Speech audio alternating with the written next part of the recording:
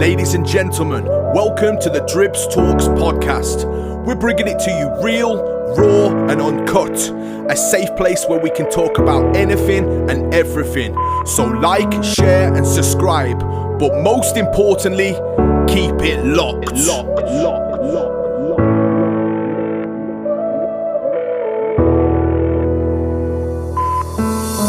Everything's gonna be just fine. Everything's gonna be okay. Just take one step at a time. That's what the leaflets say.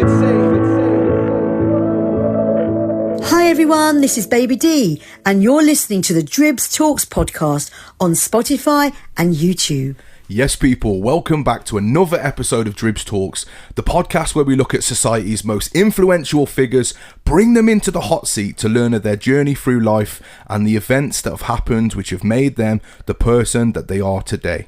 And today I have the pleasure of being joined by Lorna Walker, an inspirational woman whose life changed when she was diagnosed with 3 brain aneurysms and subsequently sustained 2 strokes. Now this lady right here knows firsthand the challenges that goes with a brain injury. Her experience with this started as a child when her mum passed away from an aneurysm and a cerebral hemorrhage when Lorna was just 11 years old. Now I admire this lady for her strength, but more importantly for having the courage to share her story today with our listeners, to educate and to inspire for many generations to come. Welcome to the show, Lorna. How are you doing? Thank you for having me here today. You're welcome. Feeling very, very privileged to be on your podcast. Are you ready for this? I think I am. Have you done any form of podcast before? Never. Well, I'm glad it's me that's popping your cherry, Lorna. Me too, babe. Me Come too. on, Come on. Yeah, let's bring it on. Right then, let's do this. So, Lorna, with these sensitive subjects that are covered on the show, firstly, I want to say welcome to the Dribbz Talks podcast. My whole aim is to make my guests feel as comfortable as possible, and I hope that you're prepared and feeling ready to share your story. Now, there's no expectation for you to go deep with these stories. Just the fact that you're here shows the strength and courage you have when facing your conditions head on. Now, to kick off this episode, I think it's really important to go way back to the very start. So let's explore a little bit about your childhood. Where did you originally grow up, and did you live in a happy household? Well, firstly, I grew up originally in Radbrook, that's where my mum and dad bought the first house. And then my mum and dad separated, and my mum bought a house next to her mum on Springfield. So just for the benefit of, like, Radbrook is based in Shrewsbury, right? For my listeners that don't know. So basically I was brought up in Shrewsbury. I'm a Shrewsbury girl, born and bred, always will be. But I have been living in Telford for 20 years now, so I'm also a Telfordian.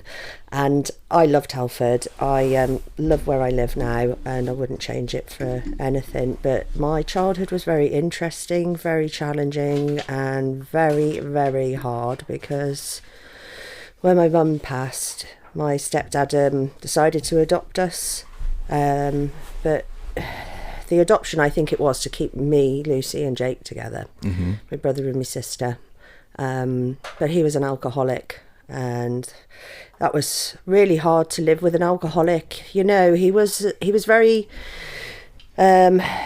challenging around our behaviours. I remember, random this is, but starting my period and I was offered to be taken out for a meal, and my nan offered me a nappy. So what does that say? Yeah. You know, it was like, there's a lack of empathy and understanding there, isn't there? 100% sweet. Like, there was no empathy, no understanding. Like, we never said that we loved each other, whereas my mum, she was very, very loving, very tactile, and would let you know that she loved you and cared for you.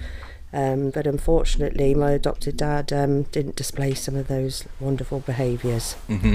But anyway, the alcohol killed him at the age of 50, you know. But I don't, you know, you have to, like, reflect over those situations. And I understand, my dad had just married this beautiful woman. My mum was pregnant with Jake, and that, you know, I don't blame Len for what he did, because we've all got our demons, we've all got our journeys that we've made bad choices, and I think you have to forgive to move on. And I've forgiven Len, and I love him, and I hope he's listening right now, because I have so much gratitude that he kept me, Lucy and Jake together, because now the the little family that we've got, just me and my bro and my sis, it's important to us. And it's tighter than tight, right? 100%, darling. 100%, yeah. I love that. And it's like, it's quite important to bear in mind that, you know, just because someone's an alcoholic doesn't mean that they're necessarily like the scum of the earth. Like No. we are all kind of one mistake away from being in any of them 100%. shoes, you know? Yeah, exactly that. And Len gave us, like, he took us to lovely countries. He showed us love through money, you know? But now being a parent myself, I understand that my children will never find love through materialistic things. You know, I try to teach my children how to be kind and caring, and to show them that what love is actually shown through actions, not just words. But yeah, I love being a mum on this earth plane. I love my baby so much. I mean, if I hadn't got Ronnie, Ruby and Renee, I don't think I'd be sitting here now having this conversation. See, these children, they save us without even knowing, Lorna. Do you know what I mean? 100% sweet, 100%. I have so much gratitude, because if Ruby hadn't have had her ADHD and her autism diagnosis, I don't think my aneurysms would have been found. And it was only because she had a raging headache, and she was displaying some neuro symptoms. Her eyes were rolling behind her head. She had pins and needles in one of her arms. So of course we went to the GPs. The GPs referred Ruby to a paediatrician, and Dr. Cowley, he met me. I shared the family history, and he was like, "Well, have you ever had an MRI, Lorna?" I was like, "No." And he was like, "Right, well, obviously Ruby's autism, she'd have to go through like play therapy, and it would take us a long time. So let's scan you, and then we'll cross those bridges when your scan comes back." Wow. And there's you thinking that this is just a routine thing. Do you know what I mean? Yeah, because when my mum died when I was 11, the family that were around us explained that she had an aneurysm. So that was the first time that the word aneurysm had come into my world. And to be fair, I was told that my mum was 1 in a million, that it only happens to 1 in a million, that it would never happen to me or Lucy or Jake, and to crack on with our lives. And that's exactly what I did, because I do reflect, you know, if I'd have really thought about this and researched it, I could have got great medical cover, but I didn't. But the NHS, you know, if I'd have had to have my brain surgery in America, it would have cost me £800,000. Really? Yeah. See, we moan about the NHS, but come on. I've got my boy out in Florida. I was on the phone to him last night, actually, at like dick o'clock, because obviously, you know, when it's a standard time over there, it's crazy late over here. But yeah, I was catching up with him right here in the studio through video call, and yeah, you are so right with that. You know, there's treatments that he needs that he just can't afford, Lorna. Yeah, Do you know what I mean? Exactly. So we moan about the NHS, but my God, we're very lucky to have that service. Very, very lucky to have it, because it's not just the brain surgery, it's the rehabilitation as well. You know, I don't know how much that must cost, because I had to have speech and language, physio, psychotherapy, OT intervention. So I had to have so many different professionals to get me walking again, to get me talking, to get me to be able to like be a mum, you know. But I have so much like gratitude for what's happened to me, because I used to be a pompous bitch before. I was obsessed with my career. I wanted to be a Senko. I wanted to be somebody with my profession. And when you get poorly, you realise what your priorities should be. And I have so much gratitude that this brain injury has given me the opportunity to actually be a mother, because my children were literally woken up in the morning. I'd get them ready, feed them breakfast, take them to their childcare, then the childcarers would take them to school, and then vice versa at the end of the day. And then I'd take them home, feed them, put them into bed, and you hardly see your kids when you're working full time. But yeah, the rest is history, basically. I'm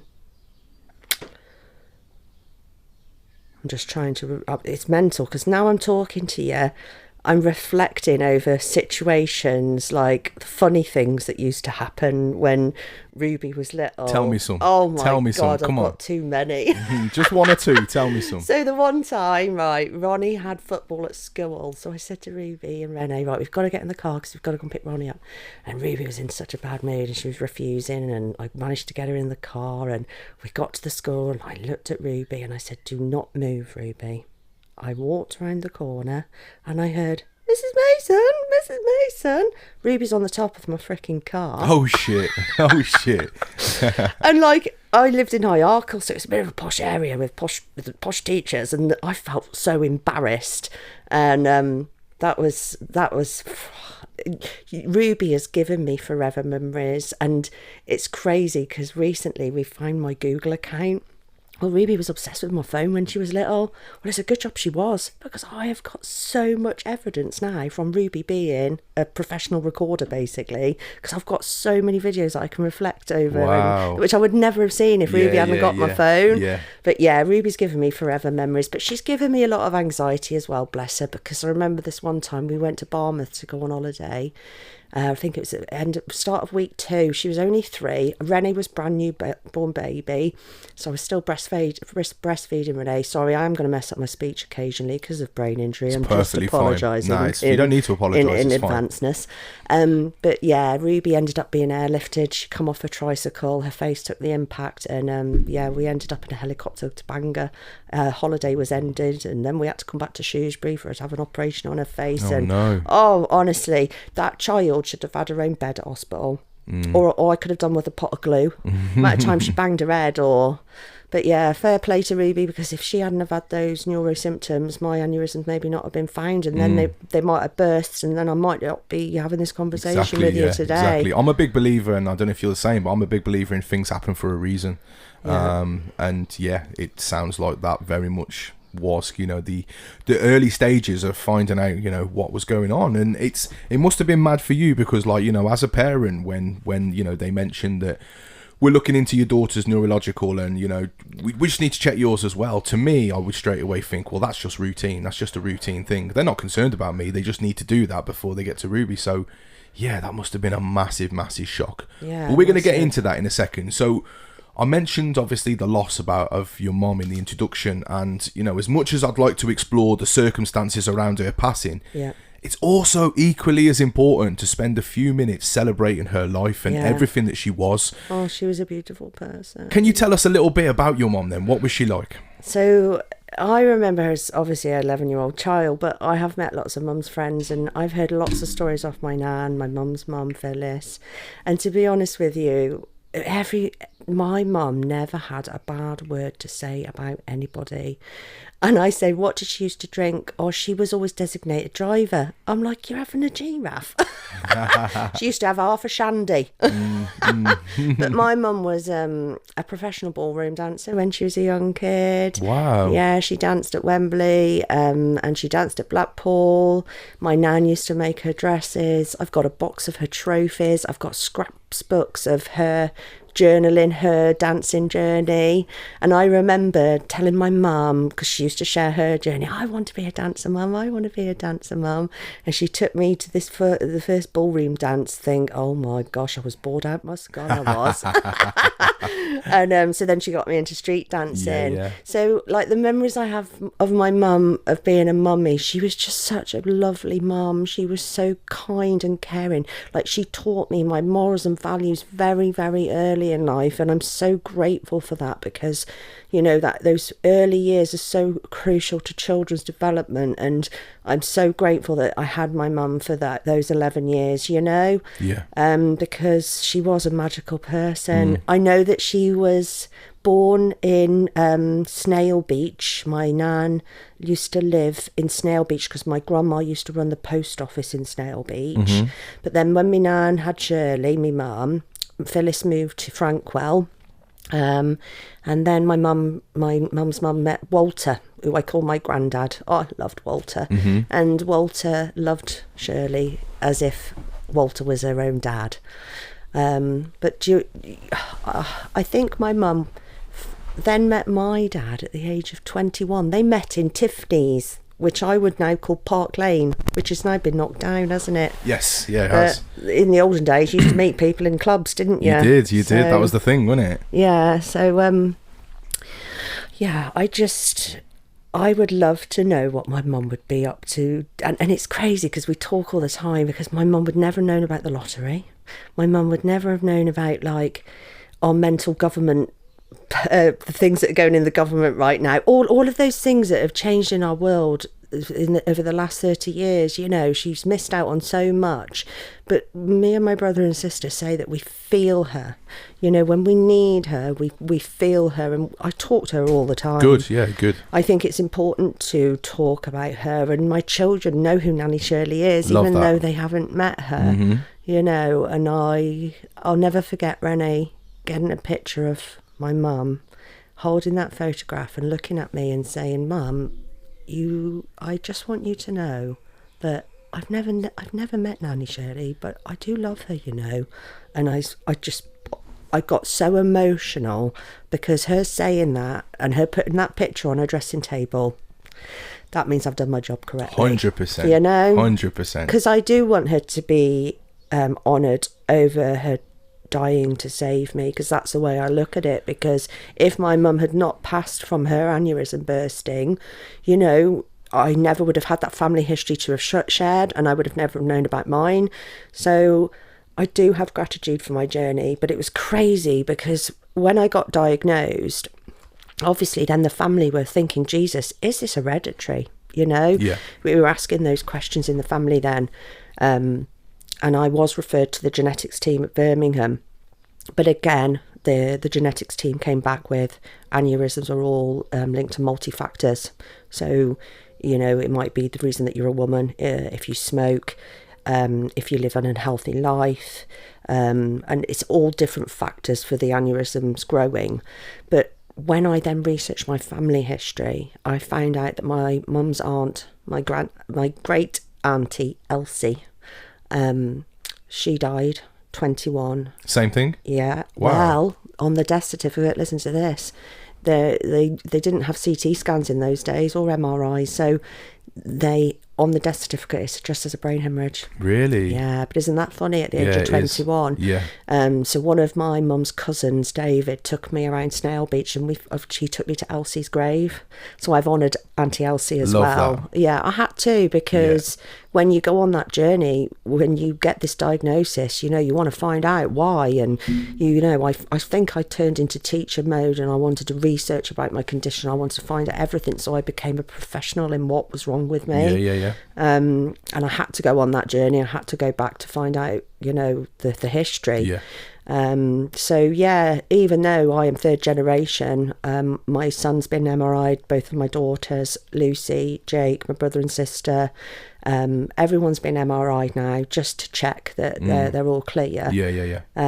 So again, I must be one in a million. Hey, come on. What kind of energy or presence did your mom bring into your life at home growing up? She was always dancing, singing. She took me to America, 1991. Wow. Just before she passed, because she'd met her new husband-to-be, my adopted dad, Len. We went to America for 3 weeks. We spent 2 weeks in America. Then we went to Miami and Fort Lauderdale.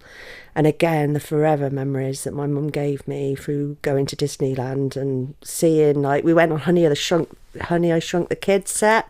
You know what? It's not there no more. What, isn't it? Nah, it's not there no more. We went to Florida like a few years ago, and that's the first place we were heading for. And yeah, it's gone. It's gone now. Yeah. So that's what I mean. So I think that was linked to my mum's actual real dad passing, and she got some money, so she thought, sod it, I'm going to take my kids to Disney. Good for her. I know, yeah. Yeah, good for and her. I love her for that, because that was our last holiday together. Because then obviously Len and my mum decided to get married. They got married New Year's Eve 1992. My mum was pregnant at that point, but nobody knew, with my brother Jake. And she was couple of months off giving birth. We just we'd just gone to see around a new house in Wales, and it was all upside down. So basically the upstairs was downstairs and the downstairs was upstairs. But we were going to get ponies, and it was so exciting. And we come home from looking around the house. We went out for some lunch, if I can remember right. And Lucy got into her pyjamas. I'd got into my pyjamas and I was on the sofa. And my mum had just used the downstairs toilet.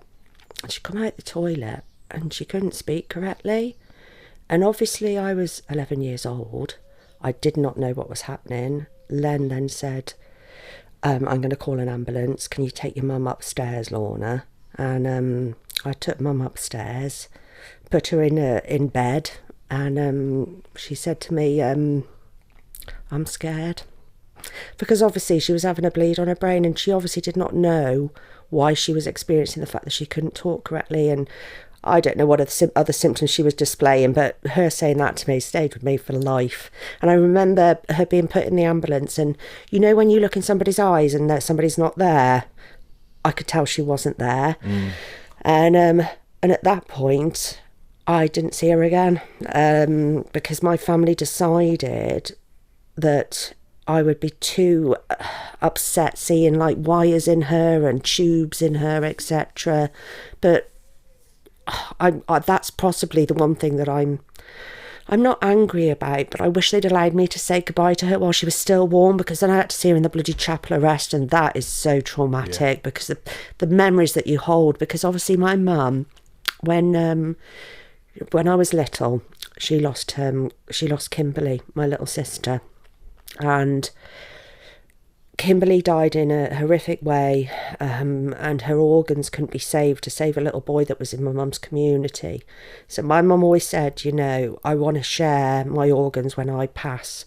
So my mum shared her organs, but of course in that chapel arrest I could see her plastic bag underneath her wedding dress. Oh, and that, the nightmares I had for years after that, was awful. But knowing that my mum had saved 4 other families, because she was only 35 when she died. You know, she donated her lungs, her kidneys. It's no age, is it? Come on. Her liver. It's fucking no age, is it? I know, yeah. She was such a young baby. Yeah. I mean, I'm nearly 43, this is what and I mean. 35 is nothing, Did is you it? because I know this bothers my mum, because my nan passed away in her 50s, early 50s. Yeah. So she was a very young nan. Do you know what I mean? Yeah. And she passed away in front of my very eyes when I was a youngster, and that's always given me so much trauma. And I can always remember my mom getting to the age that my nan was, and was like, you know, I'm almost outliving my mom's age. Did you feel like that when it came up massively. to that time? Me and Lucy talk about this all the time, because obviously getting past the parents' age is tough, because it's almost like when you become a parent yourself, you compare your life towards your parents. And when I had Ronnie at the beginning, I was like, phew, I haven't had a girl first, because that was me following my mum's suit. So yeah, I totally agree with that. And me and Lucy have talked about this all the time, getting past that 35 birthday. Firstly, it's a celebration, and secondly, it's a wow, thank God, phew, because you do think that something's going to happen to you before you get past that age. Yeah, 100%. So I so understand that. All right, so losing a parent so young is something that most people can't fully imagine. You know, we all kind of are programmed. I mean, I personally think we are not programmed to lose our children. No, you know, as far as we're concerned, the way life should be, you know, the parents go, then, you know, we aren't programmed to be burying our own children. And likewise, we always expect our, you know, although it doesn't always work like this, I know the realism of life, and, you know, it doesn't always follow suit, but we always think that, you know, our mum and dad's going to grow old, and then, you know, when they're old, they'll get to a ripe old age, and then they'll pass away.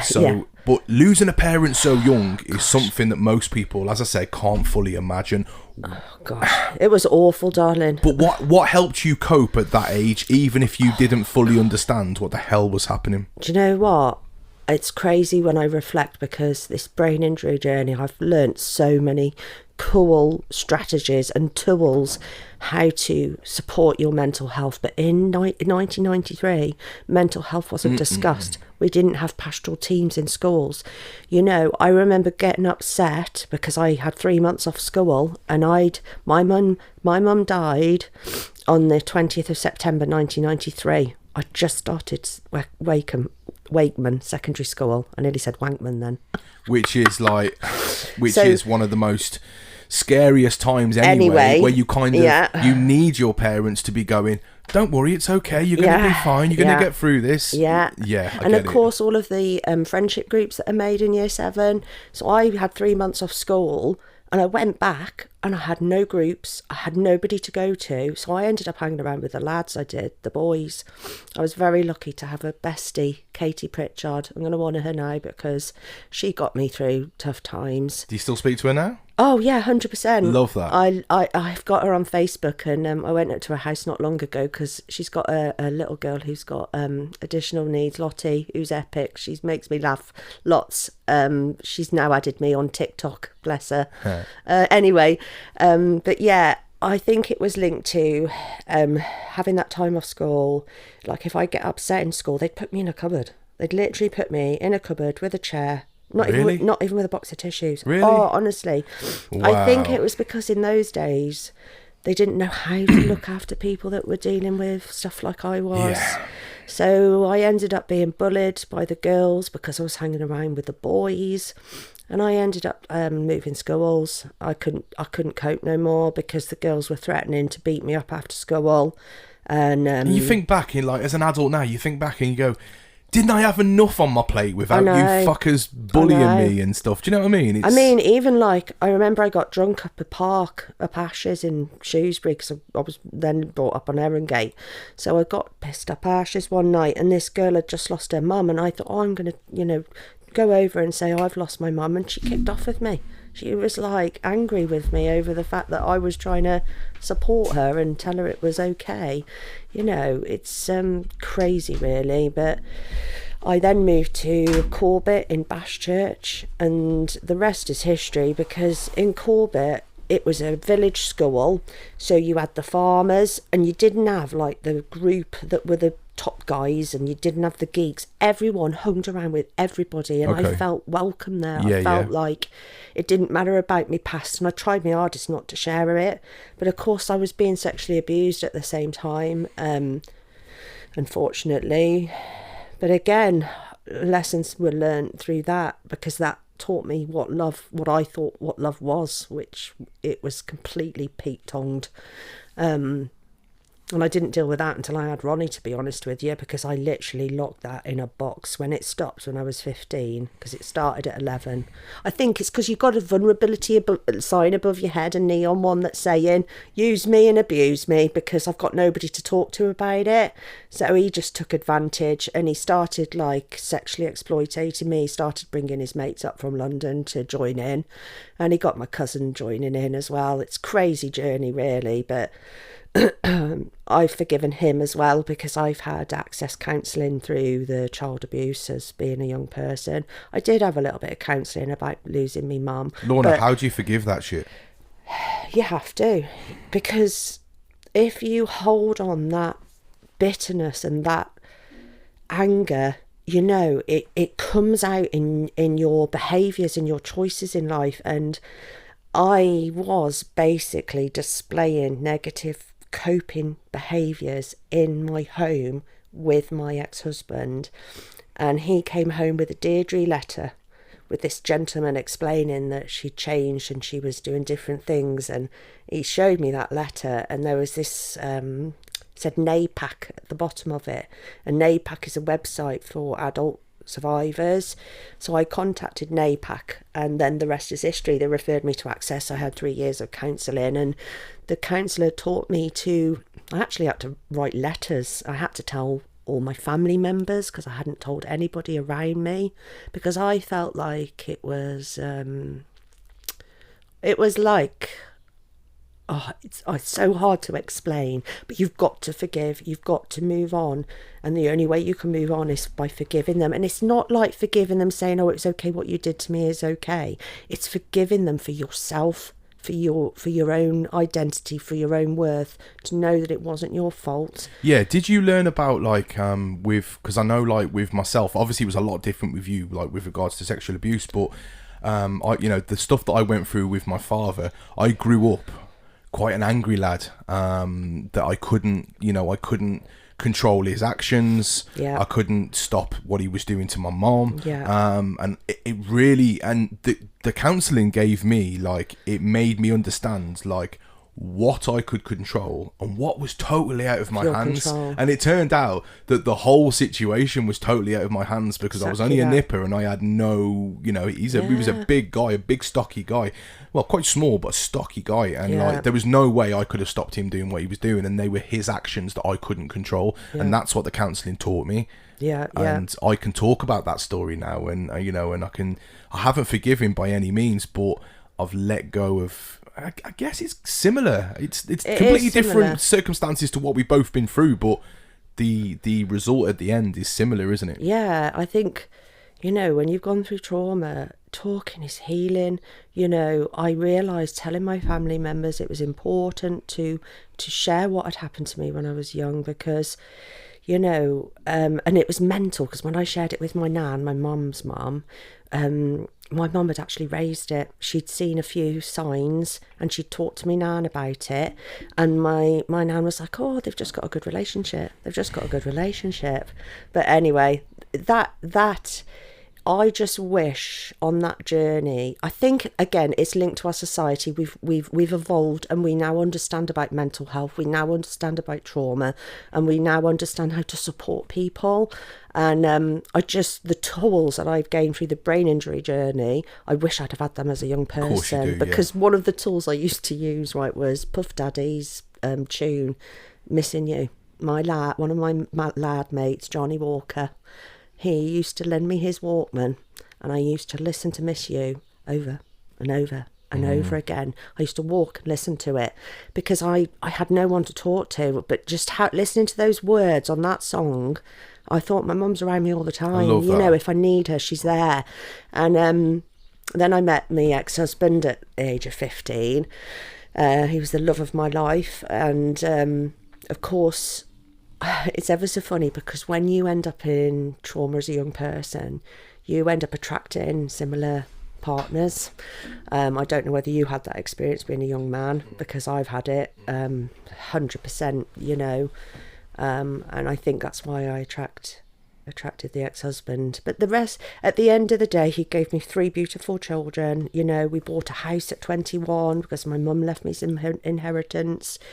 So I spent it all on houses, cars, holidays, paid all my debts off, and I had Ronnie, and I did the access counselling. Life got calm for quite a while. Obviously the housing was effectively giving you memories, the Yeah, holiday memories, yeah. And if you think about it, that's come round full 360, because that's what your mum did when she got the money. Yeah, 100%, You know what I mean? sweetheart, 100%.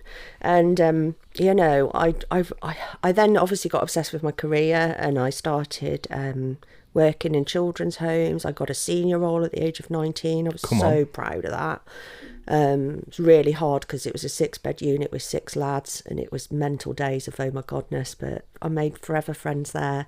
And I met my best mate Sarah at that point. I got Sarah working the kids home with me, so that's goals, isn't it, having your best mate working with you? Oh yeah, 100%, darling, goals, 100%. So how has your understanding of grief changed over the years, especially looking back at your 11-year-old self? Do you know what's crazy? Grief's journey is so different for everybody, because sometimes I can feel sad, sometimes I can feel really mad, sometimes I can feel really emotional, and I think everybody's journey is completely different. And we talk about grieving at the brain injury group, because when you go through a brain injury, you do change. Your personality changes. And sometimes the friends and the family that are around you don't actually like or love the new person that you are. So I think that grief is such a mental journey, but it's completely different for people because everyone has different experiences. Because I remember my mum one time, we were in the car, I was upset over something, and she said, I don't want you to ever leave me, Mum. She said, I'm promising you now, I'm promising you that I'm not going to leave you. And I was so angry towards my mum that she'd left me. And that anger in myself forever took over my soul, and it was making me become a people pleaser person.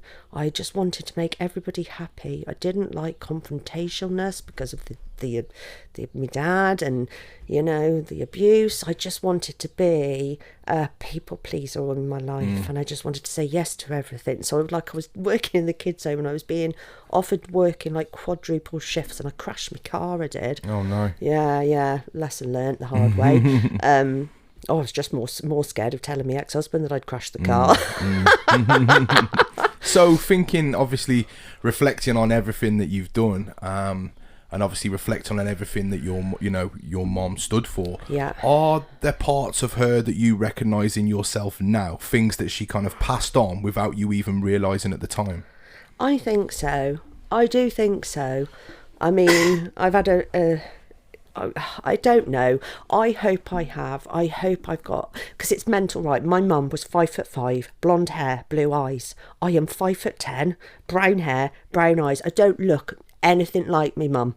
But I did lose a lot of weight when I got poorly and I couldn't walk. I put 6 stone on, and there was then diagnosed with diabetes, so I had to get my mobility back. So I had to start getting moving in the swimming pool. I started, and I lost all this weight. And I walked into my nan's house, and she went, "Wow, you look like your mum then." Really? So those little comments that my family have said around me make me feel that I do look like my mum, but I just don't think I see it myself. Yes. My auntie Wendy, my mum's sister, she's like, it's mental really, because my daughter looks exactly like Shirley.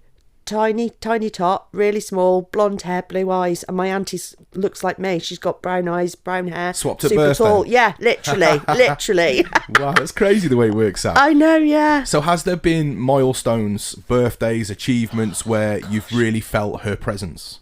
Getting graduation, literally, when so I started a BA Honours degree before my diagnosis of my aneurysms, you see.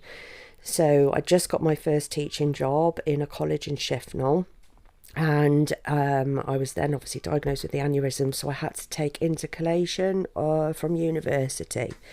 So obviously I think it was 2 years off, and I had the brain surgery. I did have some neuro rehabilitation intervention, so I fought to go back to work and back to university. I think I'd been back at uni and worked for around 3 months, and I just finished like my last module of year 3. And of course, when you're academically writing, when you're planning your essay that you're about to write, whatever topic you're writing about, because I'd made that plan and I'd already got my references on that plan, it was a good job really, because I had my second stroke, which nearly killed me. But the university, they had a board meeting and they all sat together and watched how hard I worked when I worked at the uni, and they allowed me to graduate, not with a BA Honours degree, with a foundation degree. You still graduated though. That meant everything, right? Oh, and that day, she was with me. Bless you. Love that. And giving birth, I had my best mate Sarah with me, with Ronnie and Ruby's. But when I had Renee, I felt like I was a pro at that point. Gosh, third baby, I know what I'm doing. And I know that my mum was with me then as well. But, I feel her at the random times as well, because I get this warm feeling at the back of my neck, I do. And I know it's her.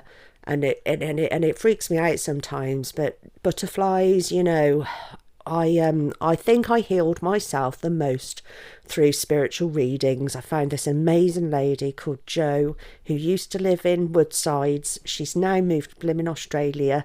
Lucky lady, living her best life. But I saw her for 10 years, and I think that was a massive part of my healing journey, because I felt like I got the opportunity to talk to my mum, to say those goodbyes, to revisit those questions, and it was ever so funny, just because using my language, Jo was, just before she moved to Australia, I had a reading to say goodbye to her, and at that reading I was pregnant with Renee. She said, something's wrong, Lorna. She said, something's wrong. I don't know what it is, but you've got to go and get checked. And at that point, my aneurysms were on my brain at that point. Oh, really? Yeah. Interesting. And I knew that because I'd just given birth to Renee, and I was blue lighted back into hospital suite. I was put back on the ward. My blood pressure was through the roof, and I remember looking in the mirror thinking, oh my gosh, what's wrong with me? Why am I so poorly this time? But yeah, again, it's the knowing that she is around me all the time, and I guarantee she's sat here right next to me now, poking me and telling me stop waffling, Lorna. Hey, bless you. All right, okay, so if you could paint a picture of your mom for those who never met her, what would you want people to know about her? Oh, I just want you to know that she was a special person. You know, she was an angel on this earth plane, but she's now an angel above. 100%. You know, she's a guardian angel, she is, and she was like that on this earth plane. I always remember my mum. She was very literally giving birth to me and Lucy. The pictures in the hospital, full face of makeup, hair done. She would never leave the house without any glamorous on her. She used to work in a clothes shop called Alexon in Pride Hill, right? So she always used to be in these like pleated silk skirts and these beautiful blouses and beautiful jewellery. So she was a glamorous puss. Yeah. And I'd love to get drunk with her. Yeah. I'd love to sit with her and chat, and you know, but is there like sorry to interrupt you. Go on. Is there like a song or a scent or a place that kind of instantly brings her back to you in some way? It's crazy that you say that, because when my mum used to come to the spiritual reader, the roses, right? So my granddad, he used to grow beautiful roses in his garden, and before my granddad passed, I said to my granddad, I really want a rose that represents my mum, and he introduced me to this Gertrude Jekyll rose, right? So my ex-husband bought it me for Mother's Day one year, and it's now grown into such a beautiful rose, and the sniff of that rose, it smells like French perfume. Really? Yeah, and I found my mum's, when we went to America, you know, your hand luggage. Yep. And I found a bottle of Coco Chanel, right? And obviously it's musty, but I've got that next to a picture of her in my house, next to the church where she's buried in Snail Beach. I've just while you're talking now, I've just jumped on Google, and then they are stunning roses, man. Oh, and you want to smell them. They are so nice. You know when you sniff a rose and you're like, oh, that smells nice. You sniff this rose and it's beautiful, it is. It looks lovely. Yeah, it looks lovely. So that's what I remind my mum through Coco Chanel and Gertrude Jekyll rose. I love that. I love that. So think about your journey, think about how far you've come, because like with these podcasts, so many of my guests come away and they go, do you know what? It really gave me a chance to reflect on everything I've been through, and more importantly, the progression and how far I've actually come, because with day-to-day life and like, you know, the things that we have to do, getting the kids sorted and stuff, you never take 5 minutes to actually sit there and realise just how far you've come. And I think with these podcasts, it gives the chance to do that, and that is a beautiful thing that I can be part of, to allow people to do that. Yeah. Because life is crazy and life just gets a little bit hectic. Now, thinking of obviously your journey, how far you've come, what do you think that your mum would be most proud of if she could see you today? She would be the most proud of the awareness that I have raised in my community, because aneurysms are a silent killer. They still are. A lady in my gym has just passed from hers bursting and hers bleeding, and she's left her babies behind. And this is 30 years later, unless you get checked in your MRI, obviously you don't know that you've got them on your brain. I hardly had any symptoms. Yeah, I had raging headaches, but everybody has headaches, don't they? Yeah. You know, it's a scary thing to find out that you've got on your brain, because when I was diagnosed at the beginning, I felt like I was walking around with loaded bombs in my head. And I was scared to breathe, never mind to go on a roller coaster or to jump around in a fitness class or to do any normal things. Yeah. I reclused, and I was frightened, and I literally did lose the plot whilst waiting for brain surgery, because I had to fight through Stoke Hospital because the brain surgery man who I was not awarded, assigned to. Yep. He wanted to do a craniotomy. Now, the nightmares I was having of imagining my head being cut open with a saw. Yeah, of course. Yeah. I was adamant that I didn't want that to happen. Yeah. So I had to fight for a new consultant to do it endovascularly. So they opened my main artery to do the brain surgery. Right. But that took 12 months to get that all sorted. And that's a long time to wait, man. Yeah, exactly. I can always remember, I had a massive health scare maybe close to a year ago now, maybe just under a year. I was at work. I started having double vision, and I was like, what's this about? I've never had double vision before. But it was only in the one eye, Lorna. If I covered the other eye, it was perfect view. The other one, double vision. So obviously straight to hospital, because, that's not good. No. I looked in the mirror before I went to hospital, and my one pupil had fully dilated. It had literally gone like a saucer. The other one was fine, and the one that was double visioned had gone like a saucer. Again, doesn't look too good. Went to the hospital, got triaged. Scary though. Yeah, and under their breath, I heard them say to the other doctor, it's either a stroke or it's a brain tumour. Okay? Yeah. So each of them two things I did not want, let's face it, 100%, right? Okay? who does want that? Exactly. So while I was at the hospital, they were like, we're going to have to, we'll do some diagnostic checks on you. They did these diagnostic checks. They were like, okay, getting me to point at stuff and touch their fingers. Okay, it's not a brain tumour. What's the other one? A stroke. Yeah. It's not a stroke. So I'm like, oh shit, well, what's the other one? Do you know what I mean? Yeah. Right, okay, so now you're at the hospital. We're now going to put you on an urgent waiting list to have this brain scan. Go home, and I'm like, no, I'm at the hospital now. Can you do it now for me? Yeah, exactly. And I had to go home and wait for at least a month and a half.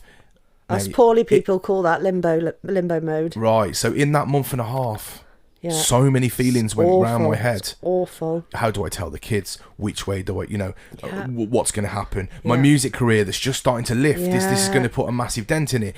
Am I going to be all right? And I had that brain scan. Yeah. And after the brain scan, they pulled me in because they know I suffer with anxiety and I was a mess, tears and everything. Yeah. We're just waiting for this horrendous news. And, they pulled me in and they went, no, we haven't found nothing. It's clear. God. Now, I never found out from that day why I went double visioned, why my pupil dilated. Yeah. I don't know. No. And they said, if it happens again, come back. And touch wood, it hasn't happened again. Yeah. But my God, this is what I'm trying to say to you basically is that limbo time, as you talk about, it was awful, Lorna. Yeah. So much stuff was running through my head. And being poorly, I live that limbo mode regularly. So every time I have an MRI, I have to wait. Every time I have an angiogram, I have to wait. And just to explain to the listeners, an angiogram is like an operation whilst being awake. So you're on the operating table, they open your main artery, put a catheter into your brain, then feed dye into you to take pictures of your brain. And it feels like you've taken drugs. It feels like you're losing consciousness and then you're coming back to it and then you're going again. It's the most scariest thing ever. And then you're in the hospital, you've just had that procedure, but of course you're not allowed to ask about the results. It's ever so funny because I was hospitalised not long ago because I've started having new symptoms. I've started having horrendous vertigo, but of course it's scary. I woke up with it. I literally woke up like I'd drunk 10 pints. So of course one wand, and of course straight to the hospital. Can't knock Telford Hospital. I was there for an hour, saw the triage, and I was on that CT scan. They were brain scanning me. Amazing. But again, it's linked to I got off that scanning machine and I said to the girls, I said, have I got a bleed? Are my aneurysms okay? Can you tell me something? Has my stent fallen? You know, and they were like, it's absolutely fine. And I think that's because they know the limbo mode, the worrying. Right, okay, you know, yeah. even me worrying, waiting for an hour and a half for a doctor to come in the A&E to tell me it was going to be okay. They understand about limbo mode because us poorly people, we are in limbo mode all the time. It's so frustrating.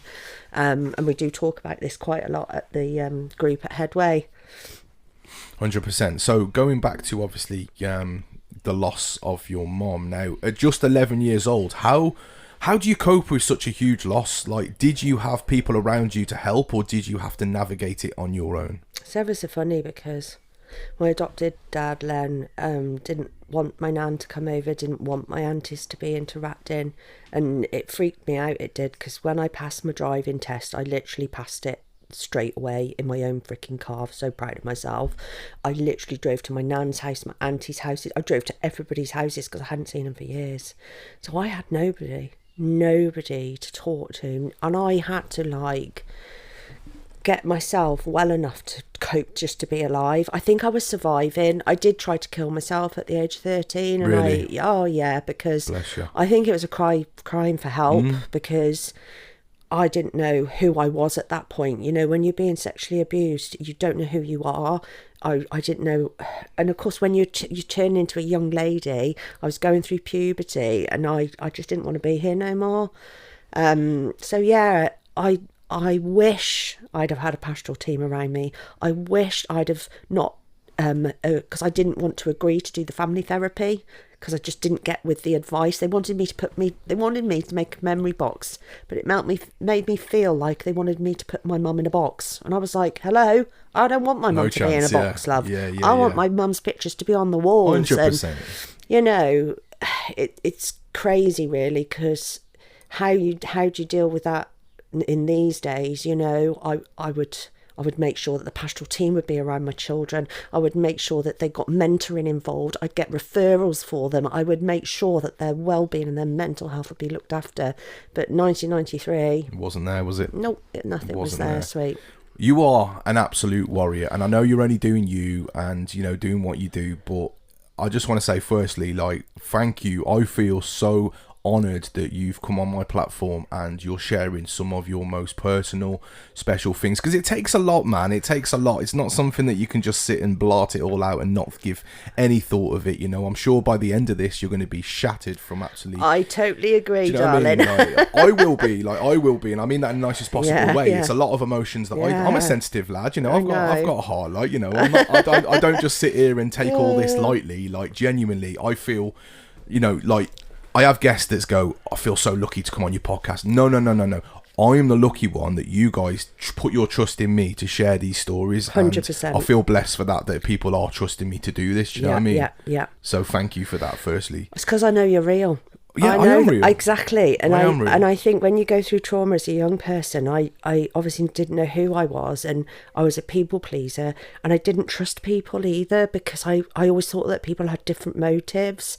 And, you know, the work that I've had to do to resolve that perception over that trauma, you know, it's taken me years and years to deal with. Mm-hmm. But I'm just so grateful for me going on this brain injury journey, right? I remember, right, so basically I was at neurorehabilitation, I was depressed, I had anxiety disorder, I was lost.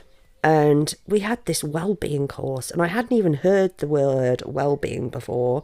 I'd never heard about mindfulness before. I'd never heard about meditation and yoga, apart from I'd accessed a few yoga classes before brain surgery to be taught a few breathing techniques to get me through some of the interventions through lovely Jenna's yoga.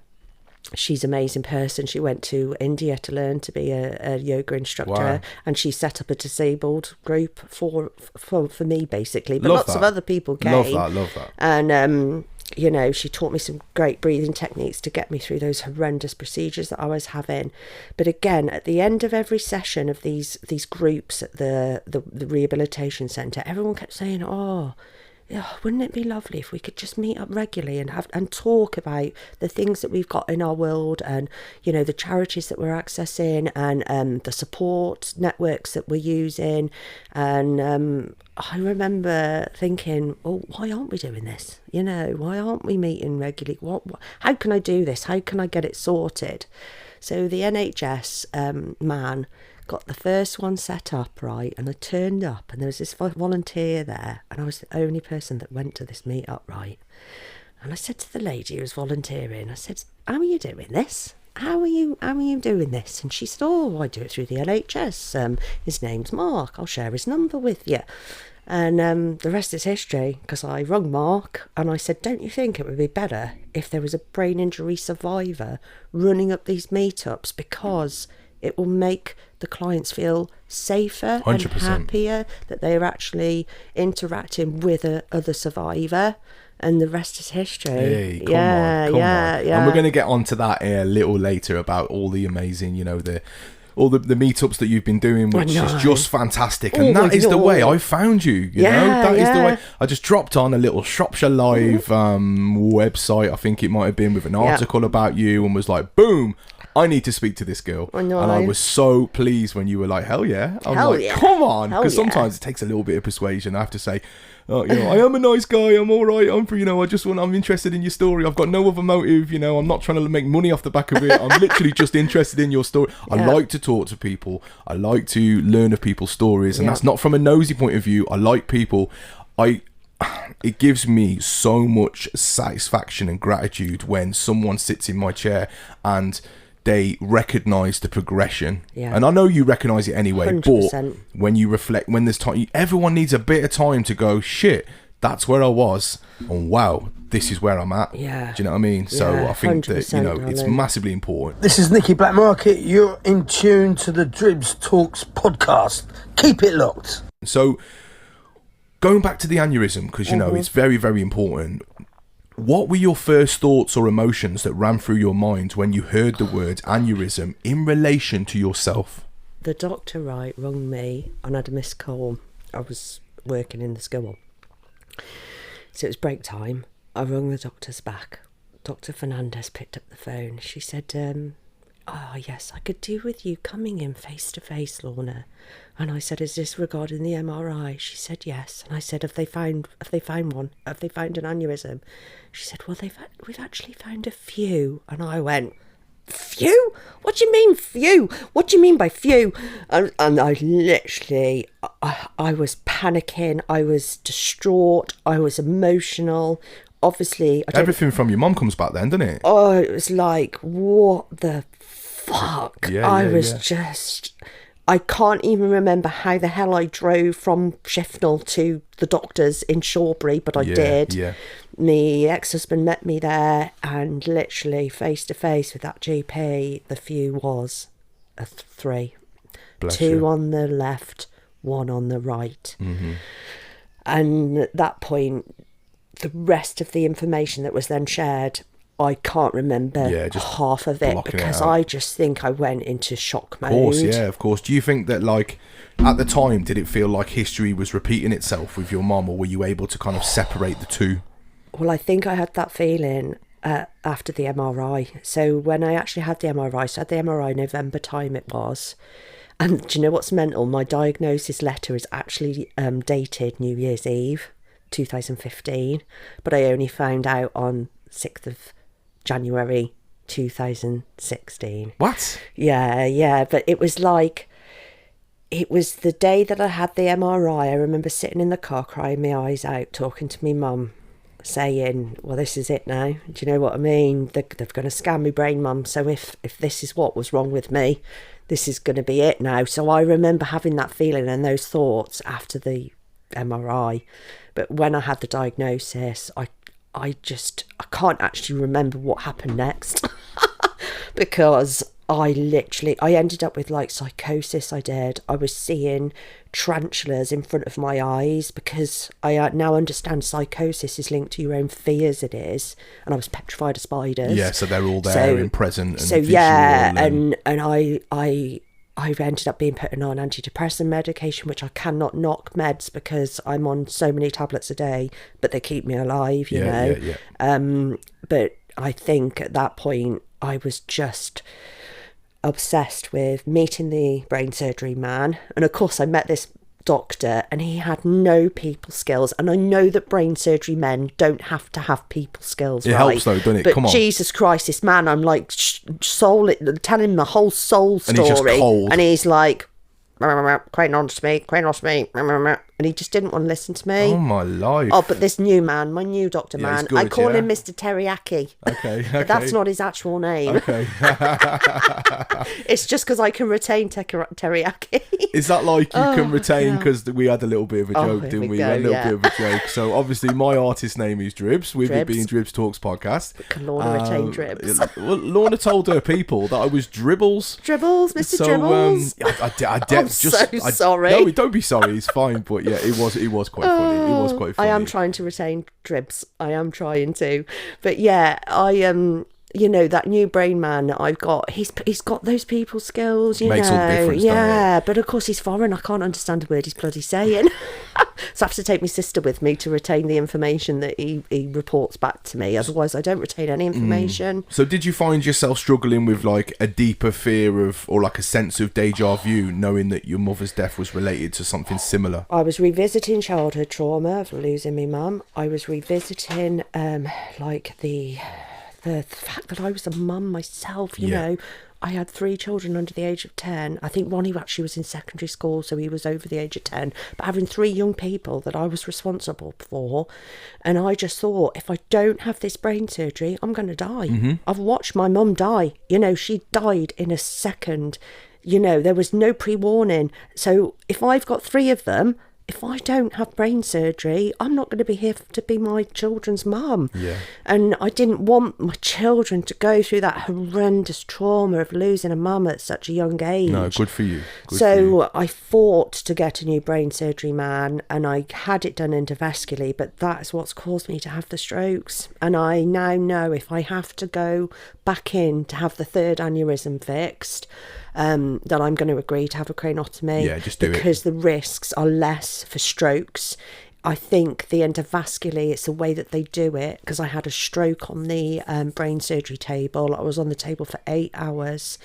They did manage to put the coils in the 2 big mummers as I love to call them, on the left, and the stent. But of course I had a blood clot, which equals a stroke. Yeah. But of course all the professionals that I was accessing at the rehab, nobody told me that. Nobody told me that I'd had a stroke. So I couldn't talk right, and my mobility wasn't great. I was on a walking stick, and I wasn't 100%. And I'm saying to all these professionals, what's wrong with me? What's wrong with me? Oh, you know, you've just got this problem with your speech. And they would never say, you've had a stroke, Lorna. Wow. I know, yeah. I actually only found out that I'd had 2 strokes when I had my second one. I was on the Telford hospital on the stroke ward, and I'm looking at all these old people thinking, why am I on this stroke ward? And the consultant came over. She said, oh, we've just had your MRI results, and yes, I can clearly see that this is your second stroke. And I'm like, what do you mean? Didn't even know about the first, let alone second. No, exactly that, lovely. So that was the first time that I actually knew that I'd had and I'd gone back to work. I remember I was so embarrassed at Sheffield College at a staff meeting, because the headmaster had a private meeting with me and shared something with me. I'd retained that information incorrectly. I raised it in the staff meeting, and he basically called me a liar. Well, I was lying, because I hadn't retained the correct information to relay it, and I made myself look like a fool. Bless you. And I couldn't spell the words correctly on the board. I was handing out shits instead of sheets. I was fucking and bumming and effing and jeffing when I shouldn't be in. And, you know, I did try again to go back to teach, and I joined a teaching agency thinking I could cope with that, but they made me cover RE, right? There's this bloody Christian story. Well, I'd lost the ability to read, hadn't I? And retain information. So I starting the lesson. Right, students, you'll read that paragraph, you'll read that one, and you'll read this one. So they read the story out, and at the end they were like, what does it mean, miss? And I'm like, well, no, let's see what you guys know. Bit of reverse psychology. I'm literally turning it round on everyone. But then I thought, when you're an educator, you should be someone that aspire. You know, when you have those teachers that you can remember and the lessons that you loved because you had a good teacher. I wasn't given that no more, and I thought you've got to walk away from it, Lorna. Yeah. So I'm very, very grateful for this headway journey, because I'm praying that eventually it's going to lead for them to actually pay me for my job. But I will continue volunteering until the cows come home, because I love what I do, and I'll never stop doing what I'm doing it. No, I love that. And it's given me that inspiration and that what I got from teaching, if that makes sense. Yeah, it makes sense. Yeah. So what was the treatment process like for you once you were diagnosed? Like, did you feel confident in your medical care, or were there moments of uncertainty and fear? Oh, well, obviously retaining information. I thought after brain surgery, they put you on blood thinners, right? Obviously why, but I thought I had to stop the aspirin at 12 months, and I can't say this medication correctly, but I call it clodopidol. My other blood thinner at 12 months, right?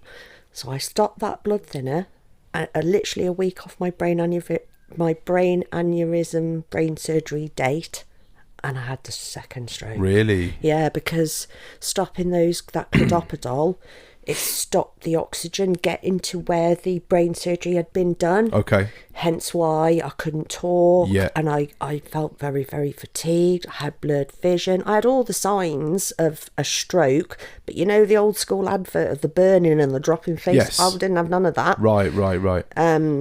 It was all linked to being able to close my conservatory window. I remember because I was having the second stroke over the weekend, because my old college, we used to have long weekends because it was like an EBD school. And I knew I was having a stroke on the Friday, but I just kept saying to myself, because it's really funny when you're having a stroke, half of your brain's dying and half of your brain's okay. So it's like having the devil and the angel on your shoulders. Yeah. One's telling you that you're okay, and one's telling you that you're not. And which one are you going to listen to? Exactly. The one that's telling you you're okay. Yeah. So yeah, the symptoms and the treatment through the brain surgery was very, very eye-opening. Yeah, I bet it was. What kind of conversations did you have with your doctors about, like, how did you navigate those talks knowing your family history? I think I'm very grateful through my education, through working in kids' homes and being a teacher, having those trainings on safeguarding, trauma therapy, all of those interventions that you have when you're a professional. I think I just became a professional myself. I started researching about aneurysms, about the impacts of the different surgeries, the risk taking. So the consultants have got this software that they basically put in your family history, your blood pressure, your age, your lifestyle, everything in this computer, and the computer then says, oh yeah, got to operate, or no, we should leave them alone. Wow. So it's linked to risks, hence why this third one has been left. Yeah. Because I remember at the beginning I quizzed the brain surgery man, can't you just do the 3 of them instead of just doing 2? And he said, yeah, but if we did that, Lorna, imagine if you'd have had a stroke on that side and on this side, you'd have screwed up your whole body at that point. So then I understood, okay, you can only go and do the 2 big mamas on the left. And to be fair, the one on the right has been stable since I've tried my hardest to avoid fags, try to exercise regularly, try to eat healthily, because I didn't used to look after myself before brain injury. I was into fitness, but that was linked to mental health from being a mother. I used to put my running trainers off and I'd just exit the house and run around Iarkle for a few hours to sort my head out, basically. Exactly, yeah. But it's crazy the way that they got this software that they can calculate your risk and not your risk. And of course now this third aneurysm, I think it's 2.4 mil, this tiny one is, and it's been, I think at the beginning it was 2 mil, so it's grown 0.4 mils, which is nothing. And obviously you put it in the computer and the computer says it's higher risk to have the brain surgery than it is to leave it. Right. So at least they've got those things in place. So I'm guessing then, I don't know much about it, I'm definitely not a professional, but these things, now you've got them and you've had treatment and, you know, they've only grown point of the mill. These things can just lie dormant now, right? So basically I'm in remission. Okay. I'm in, I get MRI'd. At the beginning it was every 6 months when I got diagnosed. Then after the 5 years, after the brain surgery and 5 years after finding them, they then changed it to yearly, and now I think it's every 5 years. Okay. But I had a fall recently. As soon as I had that fall, I went to the hospital. Then I get the referral back to Stoke, and then they MRI me. So if I have any issues, yeah, it's there to be on I regular. can, you know, I can be scanned. Okay. You know, and as I said about being hospitalised recently through vertigo, I was CT scanned within the hour of having those symptoms and raising it with the professionals. So it's funny, like when you mention that vertigo, like from like I said to you about the dilated pupil, and then obviously going in and then potentially saying what it could have been. Thank the Lord it wasn't. From that very day where I had that pupil dilated and I'd felt the double vision, boom, for about 3 months after, vertigo. I was waking up with vertigo. I was lying down with vertigo. Nothing would take. I was taking vertigo tablets that weren't stopping it. And like it did worry me. It like does scare you. It does because I. And what I say, darling, right, is if you display any sort of neuro conditions like neuro symptoms, at the end of the day, it's better to be checked than to ignore it. Oh, definitely. You know, when people bury their head in sand and think, oh, it'll be all right, I don't need to be checked. I say to people, if you have any sort of symptoms like you've just described, different pupils, vertigo, get checked because you don't know. No, you don't. And it scares me that, like, they were like, we have not got a clue why you did that. So to me, in the back of my head, I'm like, well, something did it. Something did it. Do you know what I mean? Yeah. Like, well, at least you've had that MRI. It's clear. So that's exactly one thing. that. I've just got to go with that. But it's the reassurance, isn't it? Yeah, it's just knowing that there's nothing growing in your brain. Yeah, exactly. So having faced this diagnosis, do you feel like your perspective on life or on health has shifted in any way, and massively? What do you appreciate more now? Give me a solid answer on this one, because I know you can do this one. So, gosh, where do I start? So at the beginning of the diagnosis, I obviously did lose the plot massively. Who wouldn't?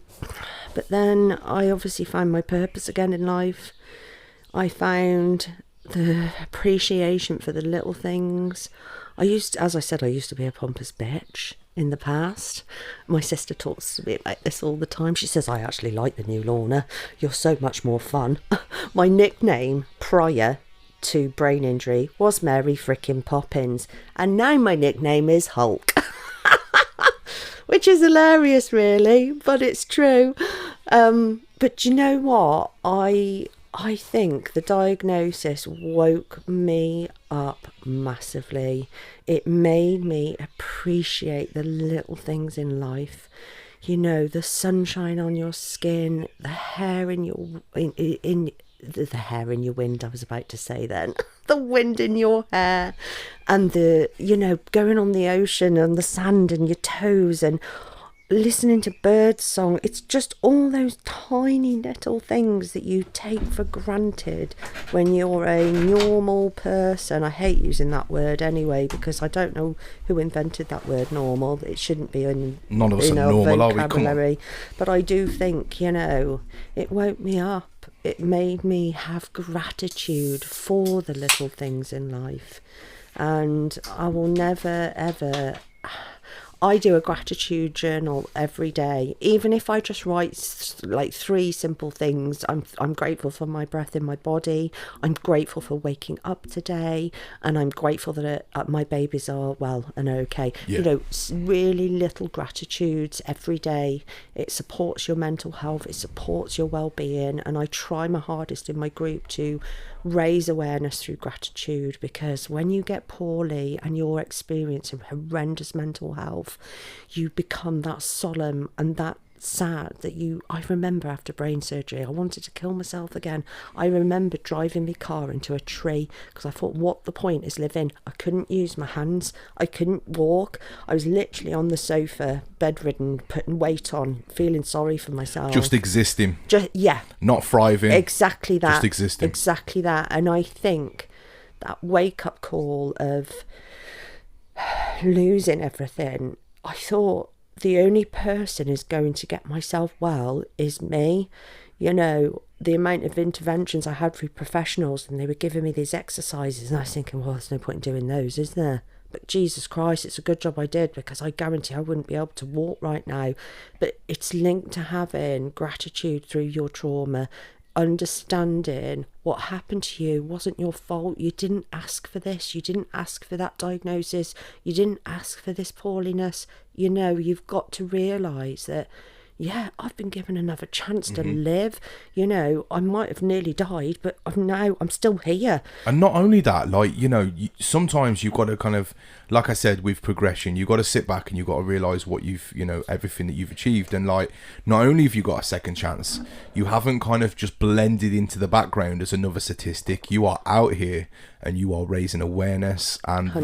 that is special in itself, and you've got to give yourself credit for that, Lorna. I'm doing that because for my mum, though, that is because of honouring my mum. I really wanted to set up like my own charity because I was struggling to find funding to support my Neuro Coffee meetups. But then I got Headway's involvement, and I'm so grateful for Headway's involvement because they've given me the Wellbeing Centre to run in. They've helped me with advertisement. They've helped me with resources.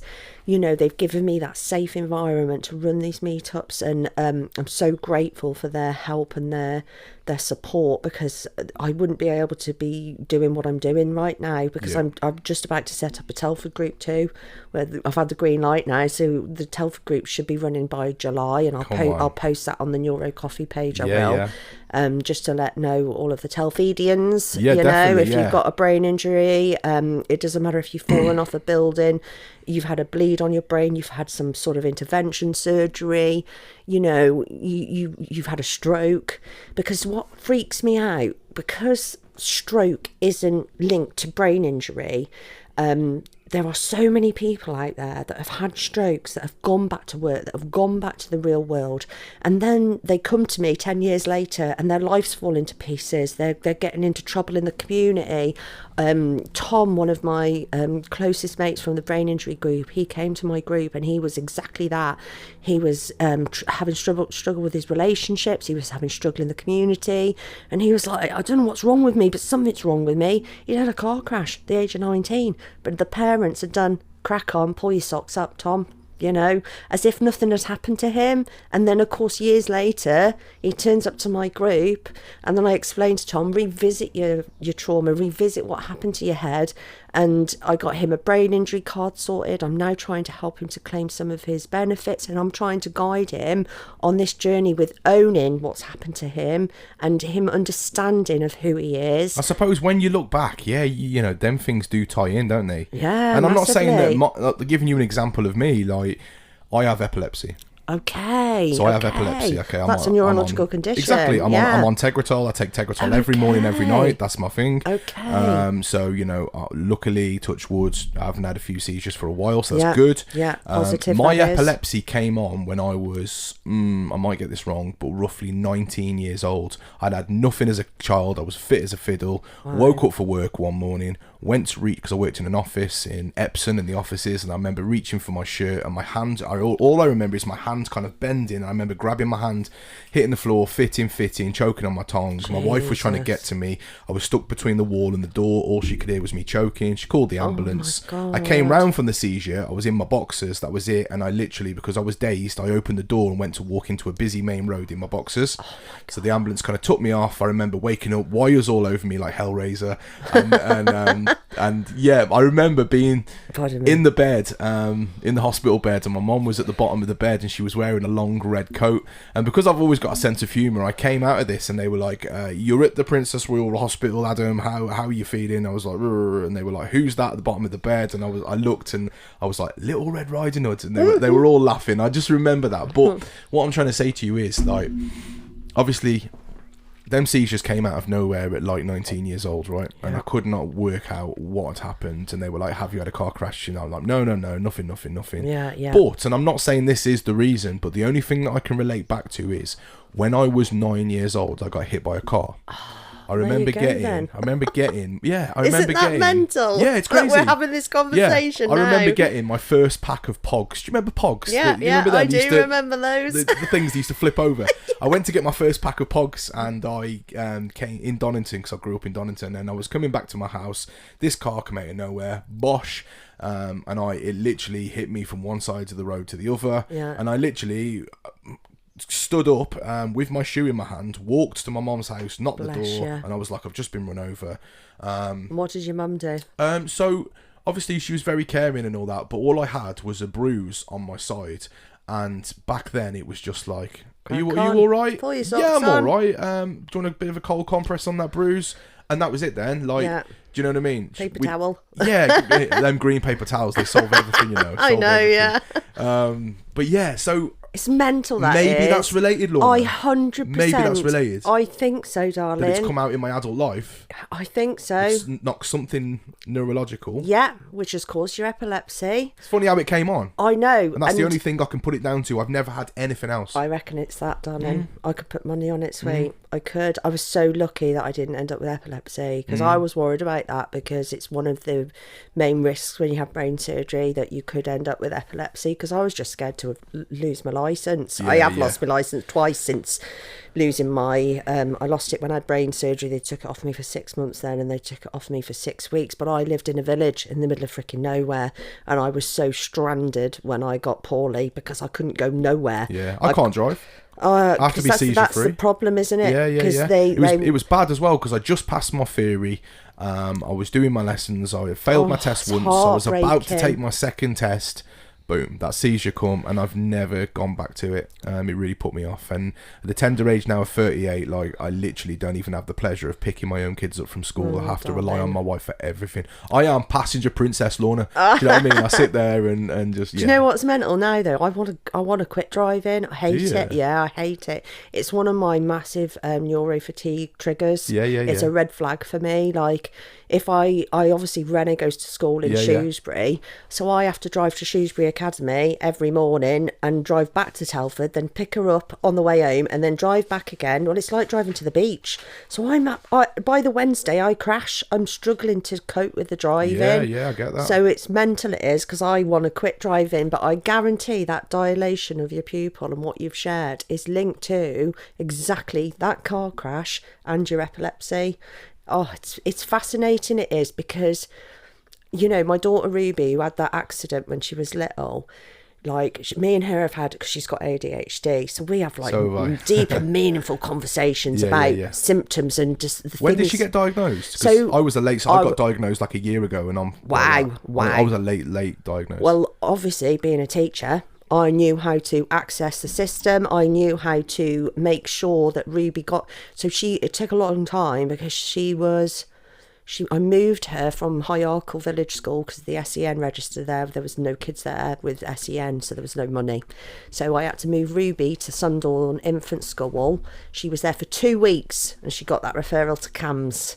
Thank God, because she was like a Tasmanian devil when she was little. She would walk into a room and she would be smashing pictures, touching computer, like she would be into everything, climbing curtains. She was just a absolute lunatic child, and I knew she had additional needs. See, I went for the diagnosis, like, not to wave a magic wand and take it away. I needed to know why my brain does certain things. Exactly. And I found myself, like, more so, like, this music and this whole Dribbz thing. And I will be honest with you, Lorna, like, Dribbz, it's a mask. Like, the real ad doesn't like small talk. Don't get me wrong, these podcasts are my most natural me. But the music wise, in supermarkets, if I see someone coming towards me that I know he's going to go, how's it going, ad? I haven't seen you in ages.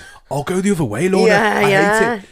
Dribbz is the most outgoing person, will speak to anyone and everyone, and I have to as part of the job. People gravitate to me and, you know, can I have a picture of you? Can you sign this? And I don't mind doing that, because it is a mask for me, but it's hard. Like, Ruby says that her autism, she can manage it quite easily, but her ADHD, it takes over her life. And she was 7 when she was diagnosed with autism, but I was diagnosed with aneurysms the same year as her. Oh, autism. really? That's interesting. Yeah. So the CAM said, let's wait for they knew that she had ADHD. They said, let's wait until you've had your brain surgery, Lorna, and then we'll cross bridges for Ruby's diagnosis for the ADHD. So we did that year 6, so she would have been 10.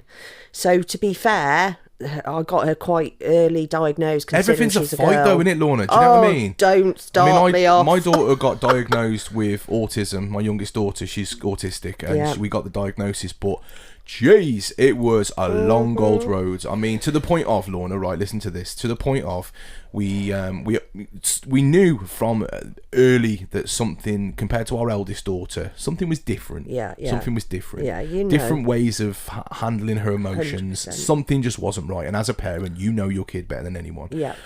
So she academically achieves very, very well at school. So does Ruby. The teachers go, we used to stand in front of teachers and say, we believe she's ASD. And they go, oh, no, because she can do her work correctly. We'd have 30 of her in our class. How judgmental thoughts is that? That's but ridiculous. Throughout the whole day, Lorna, she masks. Mm-hmm. She masks all day. But when she gets home, it's like that, what I call it, Lorna, I don't know if you agree, it's like the bottle of pop effect. Yeah. So in school, she's fizzing, boom, boom, boom, boom, boom. Yeah. Gets to that safe place. Yeah, and pow, they go about, because she's had to lock it in all day. And we stood in front of doctors that said, because prior to me leaving my job, I worked as a special education needs teaching assistant for 15 years. So you get it too. So yeah, I got it. I could talk the talk. I knew all the lingo. And do you know what I mean? That's it. Yeah, but it's still a journey of fight. And I remember having a doctor say to me, "It's people like you in your area of work that are quick enough to label people." And I said, "Doctor, listen to me. Do you think I want my daughter to have ASD? That. If I had a choice, do you think I would want that?" Do you know what they said to me? I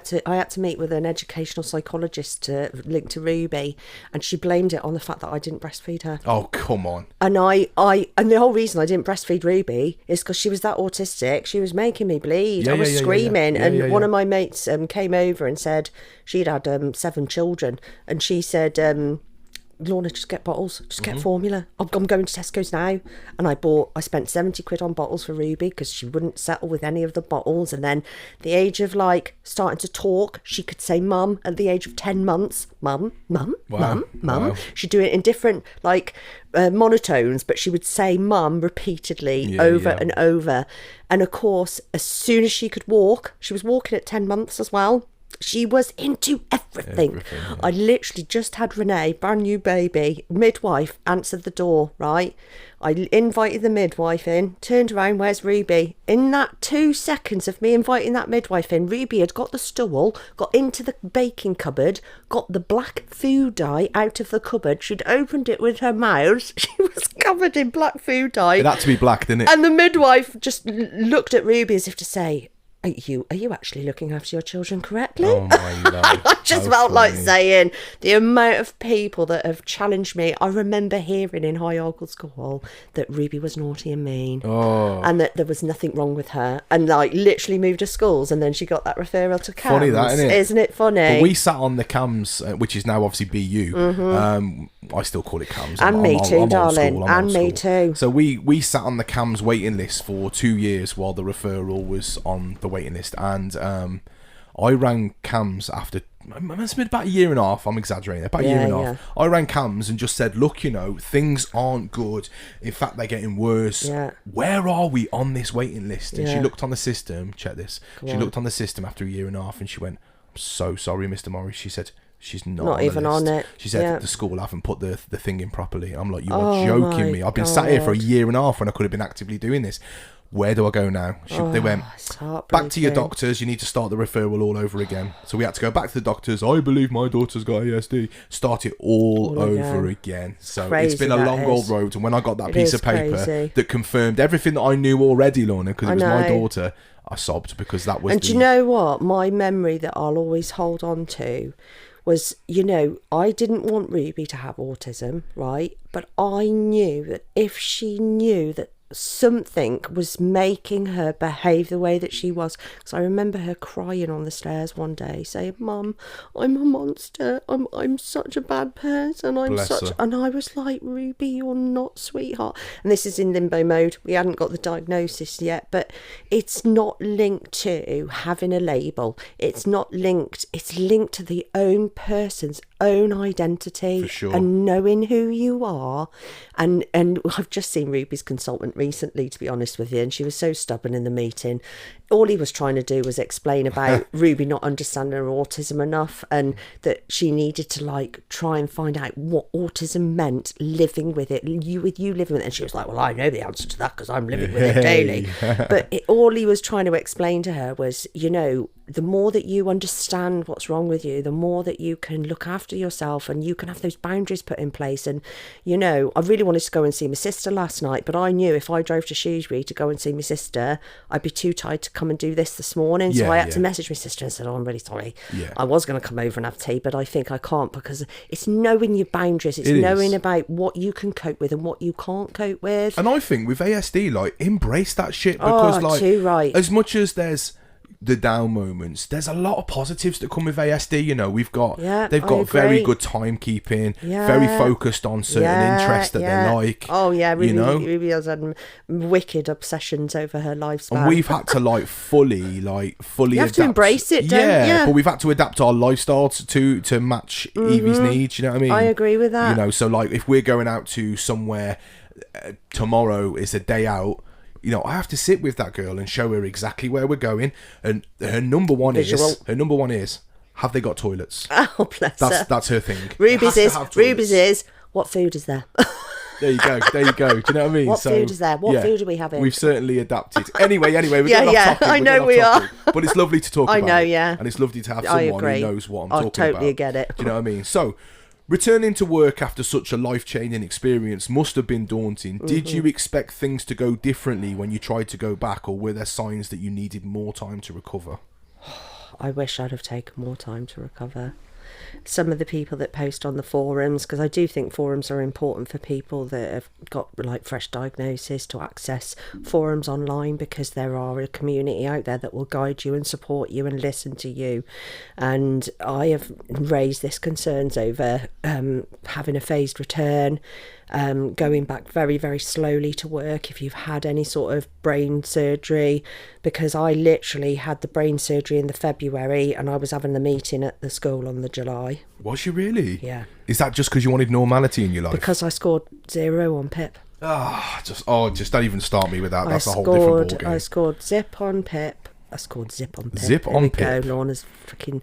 I scored 0 on PIP, and at that point I thought, I've got no choice. I've got a mortgage to pay. Yeah. I've got 3 kids to feed.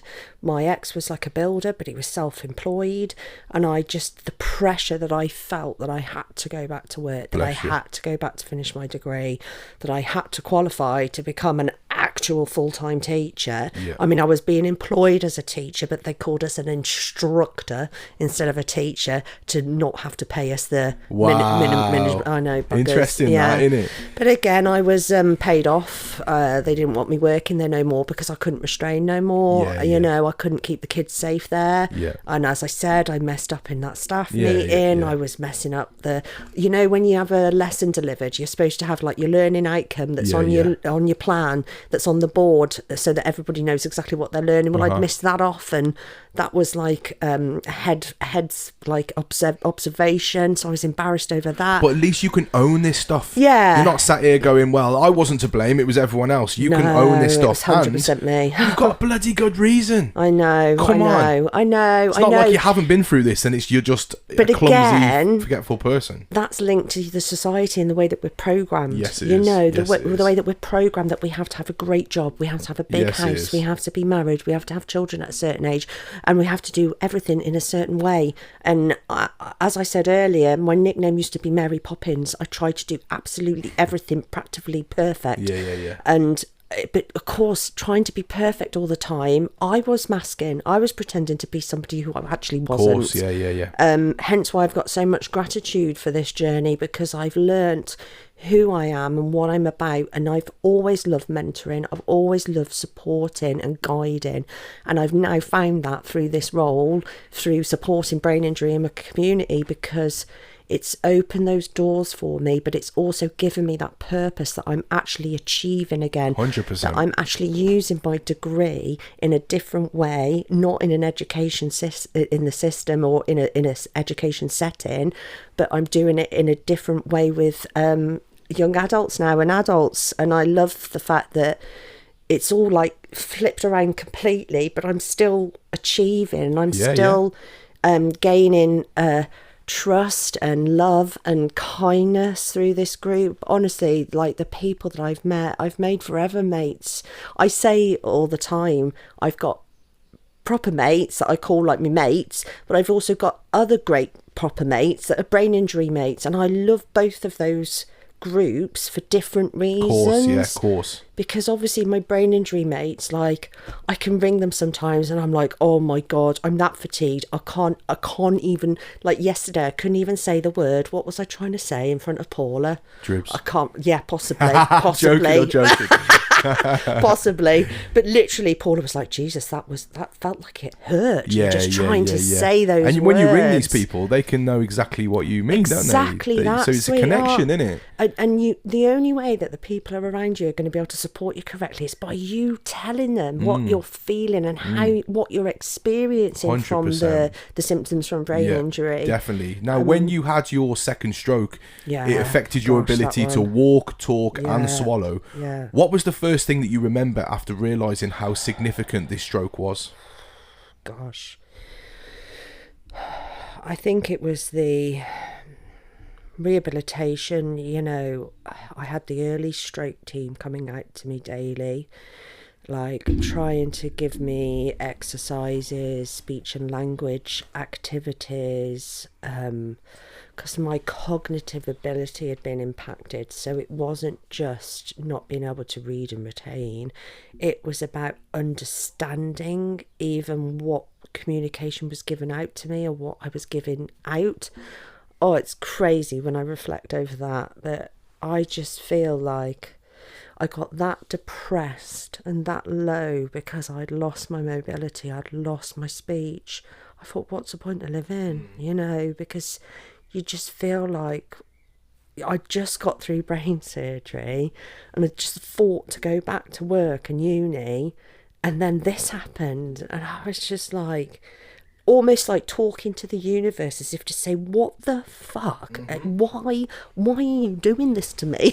Yeah, exactly that. You know, I'd gone through so much in my life, and I thought, I must have been a real bad person in another life, because that was my perception. Yeah, I get it. I think my perception over my poorliness was completely wrong. Yeah. And I'm so grateful for the support from the rehabilitation, because I remember they made us do this activity where we had to write what our priorities were. So we had to write like our 5 priorities, and of course all of the clients in the room had all different answers. And I remember the OT lady saying to me, do you really think that your career is your top priority, Lorna? And I'm sitting there thinking, well, yeah, it is, because that's how I feed my kids, and that's this, and like, you're justifying the reason why you've put that as one of your top priorities. Yeah. But again, it's the realisation of you. Obviously, when you've been in an educational setting, or you've been a TA or a teacher, you have to reflect over your practice, don't you? You have to reflect whatever you've supported or whatever you've delivered, right?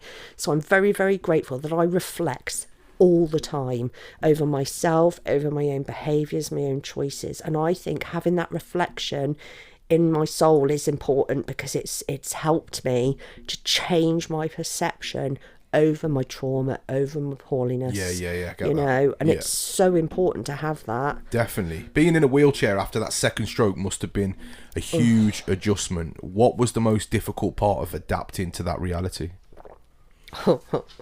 I remember Lucy, my sister, having to take me to the doctors in the wheelchair, or she nearly killed me on that trip. We were giggling and laughing on the way. Obviously, she didn't have a driving licence to drive a wheelchair. I think it's a fact of when you've been able to walk and do all of those simple tasks that you do daily and it's taken off you, you know, your wheelchair's your best mate. You know, it allowed me to go shopping. Obviously I couldn't have a big trolley, but I used to have a disabled trolley that I could connect to my wheelchair. But again, I had to be reliant of friends taking me shopping because I couldn't drive, because it's crazy, it is. But I think I still have my wheelchair, and I still have gratitude for my wheelchair, because I know at one point I'm going to have to be a wheelchair user to help me at big events. I think I'm going to have to take a wheelchair to this next festival, because I don't think I'd be able to cope with coming back out of the festival to get back home. But I think it's because when you've been a normal able-bodied person and then all of a sudden you have to access all of these aids, I was embarrassed. I remember talking to the rehab people, and they encouraged me to get a sticker off Amazon. And this sticker basically said, I don't look stupid, I don't look disabled, but then again, you don't look as dumb. It was something linked to, because I had a soft top mini, and I'm using a wheelchair and I've got a walking stick. So when I used to park in a blue badge spot, like, the elderly people were the worst. Yeah, they would come over to me. You don't look physically. This gentleman looked me up and down, and he said, "You don't look disabled." Wow. And I just felt like I didn't hold. Well, I did a little bit. I called him an arrogant twat, and I told him to go back to school and be re-educated. Yeah. Well, he needs it, doesn't he? He needs it. Jeez. Because it is like when you're, with me, I suffer with rheumatoid and osteoarthritis. Okay. And some days I'm absolutely fine. And other days most days I've got my walking stick. I've literally got a walking stick. And yes, it's got a Dribbz logo on it. Of course it has. Yeah. But yeah, it's hard. There's been times when I've needed to take that uptown centre, and I've been like, oh God, if my supporters of my music see me, and they're going to think I'm really vulnerable. Yeah, exactly that. So, and of course, you know, I've only 8 years after my stroke, I've only just had the orthopaedic referral linked to my stroke foot, you see, and having these, I call them my new splint, but even having that aid, I was embarrassed just to have to walk around with this aid when it's changed my life. It's literally changed my life. I can now walk without a stick, without any other support, because I've now been given this orthopaedic intervention. But again, it's realising that it's our society, it is. And this is why I'm on this podcast today, because I want to educate people over brain injuries and educate people over, like yourselves, because, you know, it's so important. I would love the fact that if you walked out with your Dribbz walking stick, and I was going to get glittery crutches for the festival I was. Yeah. But they cost a small fortune. Do they? Yeah, they're like £1,000. Joking. No lie. You're making yourself. Come on. Yeah. I did have a mobility scooter at one point as well, called Herbie. Hey, I love that. Just to walk my dogs. Oh, okay. So listen, Lorna, for anyone listening who may be going through their own recovery journey, whether from a stroke, surgery, or another life-changing event, what advice or message would you give them about resilience, hope, and never giving up? Be kind towards yourself is the first thing I would say, because we are our own worst enemies. And, you know, be aware of the people that are around you. They're not going to be able to support you unless you educate them on the way you're feeling, on the symptoms that you're feeling and displaying. You know, they're not psychic. You've got to use your words. I think talking is a massive part of your healing journey. It has definitely helped me in my recovery to meet other survivors, because it is so important for brain injury people to meet other brain injury survivors. It is the most crucial part of your healing journey. And to be honest with you, if you need that support, I remember at the beginning of my journey, I contacted Headway, and Headway actually referred me to neuro rehab before brain surgery, because I needed the psycho lady, the lady to talk to. And I remember meeting Selena, and she said, "Oh, this is very unusual. We don't normally meet people post. We normally meet them prior." And I was like, well, I'm a different story, because I've got family history, blah, blah, blah, blah, blah. So if you're offered counselling through a charity, accept it, Take say it, yes, you know, it's so important. And Brain and Spine Foundation, you can speak to a nurse who's at the end of the phone. So if you've had an early diagnosis and you can have the brain surgery, you've got a nurse to talk to. You know, get on forums, get on pages with people that are surviving through the similar conditions that you've got, because there is a massive community out there. Yeah, we don't talk to them face to face, but they are another family. They're another community that will support you. So to be honest with you, that would be my early advice through. It's a great bit of advice. Yeah, It's a yeah. great bit of advice. You know, seek out help. Yeah, of course. And say yes to everything. 100%. Sterling advice, mate. Honestly, really good advice. And great answers all the way through. You were dead nervous about this. I was, yeah. You're I was smashing this, I was Lorna. shitting my pants. No, you're smashing this. Forget all that. All that's in the past now. Okay. You know, you now host monthly coffee meetups, as you've discussed, for survivors within the opportunities to share strategies, coping mechanisms, and gain access to support as well as companionship. It's incredible that you've turned your personal story into something that helps others. Yeah. What inspired you to start hosting the coffee mornings for fellow survivors? Because I knew I had the need to talk to other survivors, and I knew meeting up regularly, having that safe space to feel comfortable to share and to talk about, you know, because I mean, some of the behaviours I've displayed in front of my family, I'm quite embarrassed over, and I have apologised over raging and hulking over ornaments being moved in my house, and over an aloe vera plant being broken, which is a joke. But it's having that restorativeness in yourself and being able to say sorry when you know that you've behaved incorrectly, and when you know you've said something that's inappropriate. It's having that restorativeness in your family and friends around you. Mm-hmm. But I do think the gains that I've got is, you know, when you teach a child how to use a pencil for the first time. Yes. Yeah, right. Yes. So I get that from supporting a brain injury survivor who's just cracked it and got it and is now owning it and is moving forward with their life. Love that. And I get so much, I can't even describe it, because I get this feeling in my body of gratitude of me helping others.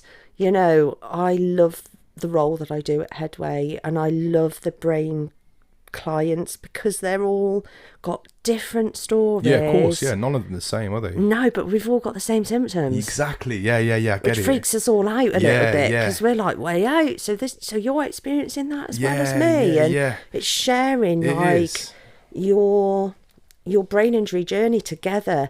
And of course, it's like accessing occupational health referrals, talking to your GPs, getting people around you to talk about your brain injury journey, and accessing all those sorts of different services that you can access, because I support people that don't hit the criteria.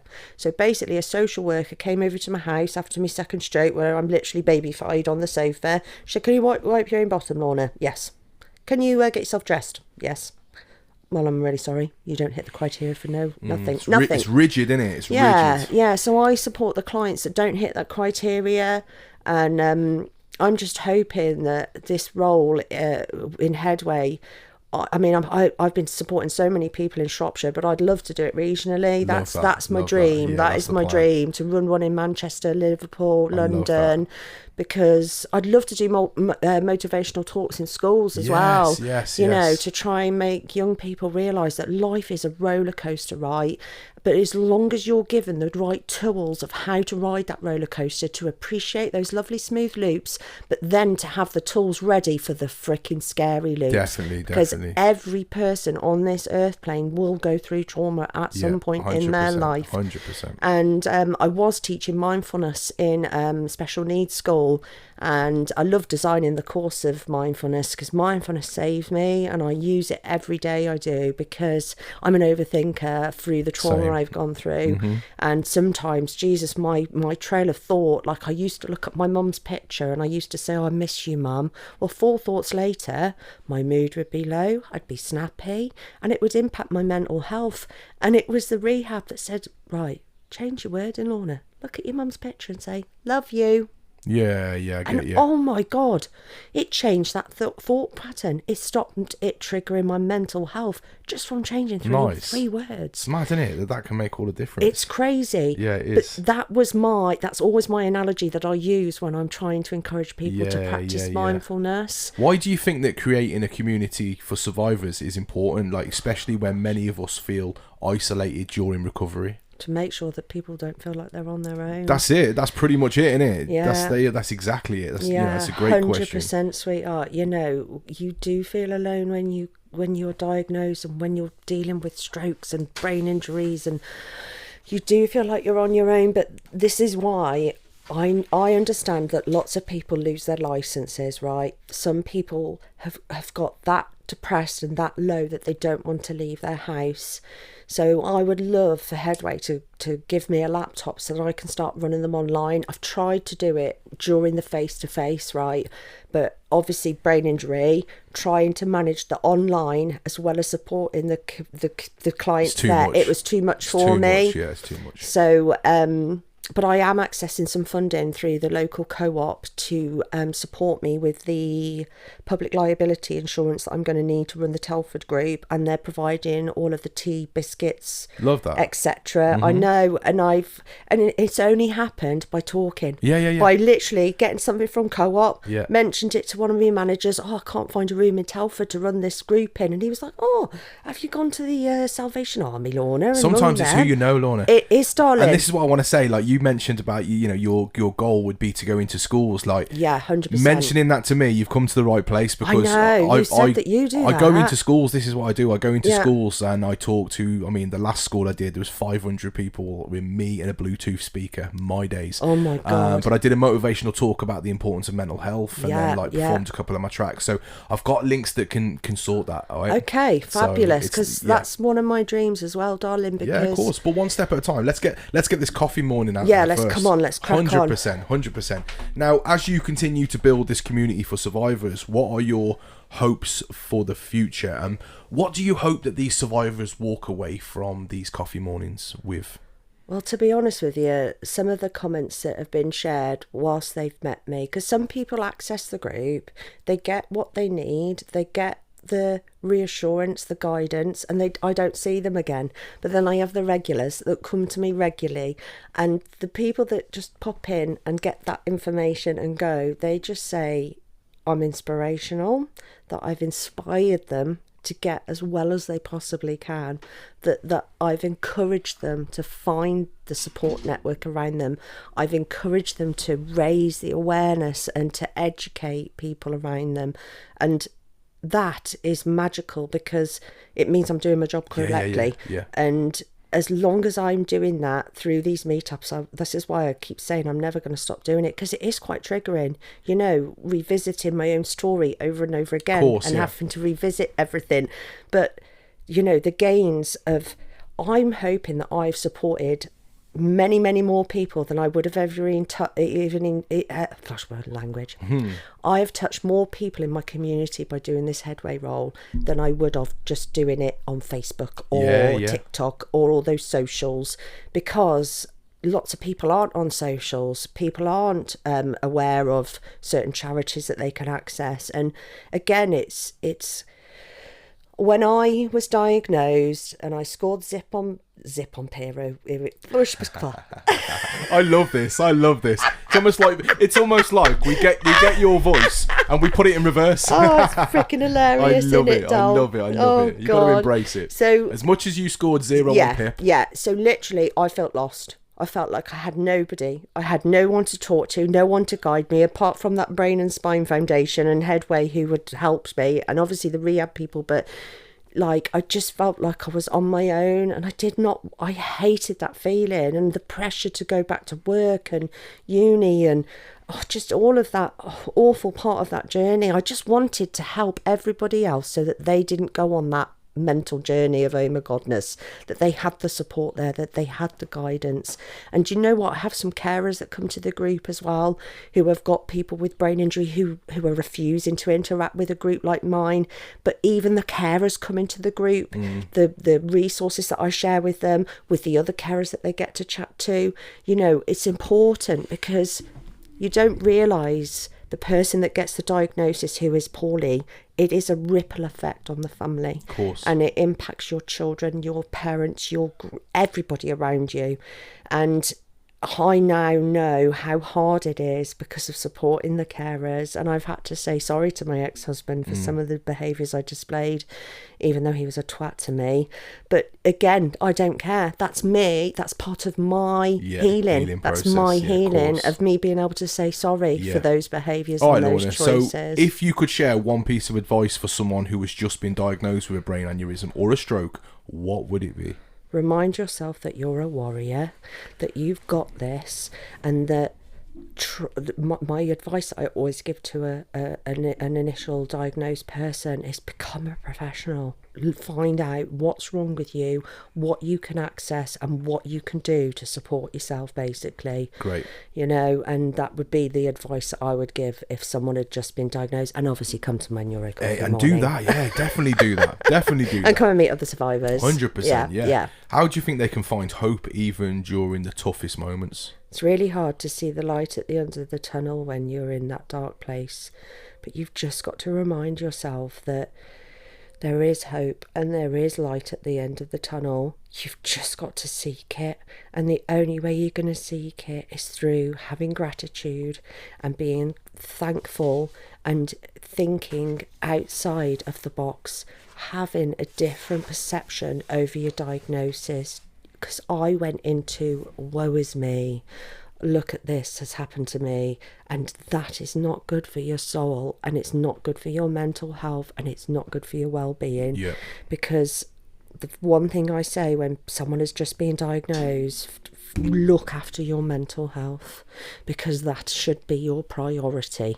Look after your mind, meditate regularly, practice mindfulness regularly. This meditation is underrated, sorry. Like 100%. I've got a friend a couple of doors down, he's a good friend of mine, he does all the music scene with me, and he swears by meditation. Honest to God. He said to me, like, I don't really understand it, but he said to me that he has reached a point within meditation where he's almost in a different realm. He's that in the zone with it. I've actually left my own body whilst practicing. This is what I mean. These kind of meditation. things, like, Yeah, it's magical, it is. And do you know why people quit it and don't believe in it? Is it lack of education? It's linked to practice, right? I say this about mindfulness and meditation. So when you learn how to ride a bike, how many times do you fall off your bike before you've actually proved how to ride it, right? Yeah. So meditation is linked to learning how to ride a bike.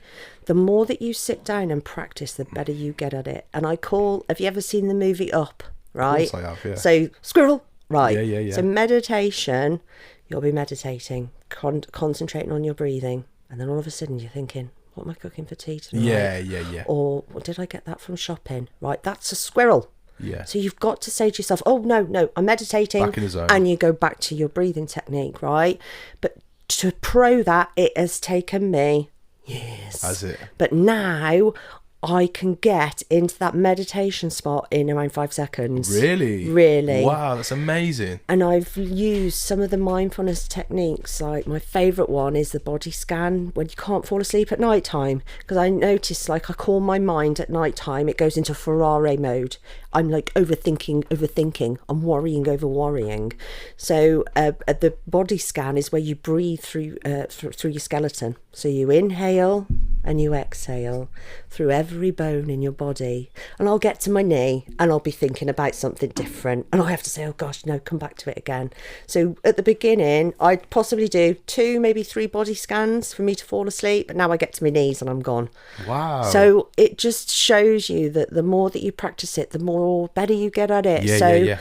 My best mate Sarah, who's just been diagnosed with ADHD, and she's like, no, I can't do meditation at all. I can't switch off my brain. And I'm like, that's the whole reason why I need to do it, Sarah. Keep at it. You know, practice is perfect. 100%. So, and finally then, Lorna, when you're with the other survivors at your coffee mornings, are there any moments that make you laugh, smile, or remind you of how strong people really are in the face of adversity? Do you know what? Sometimes it makes you feel sometimes like, you know, when people, I wish that comparingness didn't exist on this earth plane, because comparing isn't good for you. That comparing I meet so many survivors and I think, gosh, they've got it 10 times worse than me. Or I might say, gosh, you know, it's linked to loving who you are, understanding who you are, and accepting who you are, and being okay with that. And you know what? We do laugh lots because we all mess up our speech. We all forget. Sometimes we'll be having conversations and I'll just completely forget what I'm talking about. And then the next person next to me does exactly the same thing, and then we end up laughing over it, because if you don't laugh, you cry. So I think we do giggle lots at the group, because you have to. And I do think it's a very positive group. You know, we're not comparing of who's got the worst condition than the other person.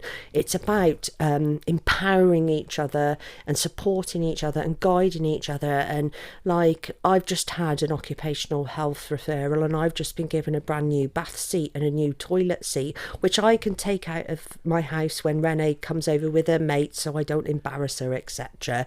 But just having the conversations about, I've just had this referral through the occupational health. Have you had an occupational health referral? No.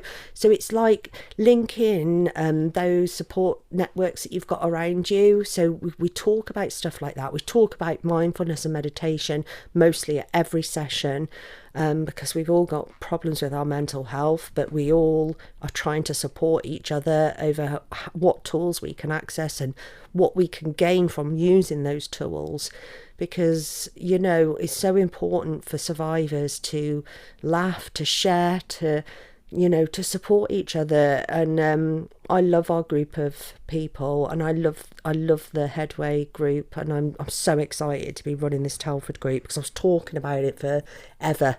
But again, as you said, it's who you know. It is who you know. Yeah. Lorna, I've got to give you a round of applause. Cause thank you. The stuff you're doing is amazing. You are an absolute fucking warrior. Oh, thank you, darling. I know you know this. You don't need me to tell you, but never forget how far you've come. And I hope, like, listening back to this podcast in the future, and just being sat here now, like the 2 hours we've sat here, like, and it's been 2 hours. I've had a lot of fun, but time flies when you're having fun. Are you joking? We're just coming up to the 2 hours now, but that is my standard time for the podcast. Same. So it's not like you've been waffling. Don't worry about it. So, Lorna, firstly, I want to thank you for sharing everything you have with such courage today. Thank you for inviting me on. Trust me, I'm not just saying this. I genuinely admire you as an individual for overcoming everything that you've been through. And I admire you as well, Dribbz, because you've been through a lot, sweetheart. Thank you know, I think us warriors, this is important for you to be doing this and for me to be doing this. It is, isn't it? 100%, 100%. I try to cover as much as I can in these podcasts, and now, like, I've put my story out there through, like, magazine articles and stuff like that, and now I feel that, like, I've built this platform and this brand of Dribbz now, and people know it and they gravitate towards it now. So now I feel that, like, my story's out there. I don't need to revisit that again. I now want to use this platform for other people. I want to bring as many people as I can through. And I wish more people would do this shit. Do you know what I mean? People are just stuck in their own lanes and they just want to focus on themselves. I don't want to do that. No. Do you know what I mean? I really don't want to do that. But we are now, and I haven't prepared you for this, Lorna, so you're going to be like, oh my God. Okay. We are now up to my favourite part of the show. Now this is all about, we've covered all the serious stuff, we've covered some very sentimental stuff, and again, thank you so much for doing that.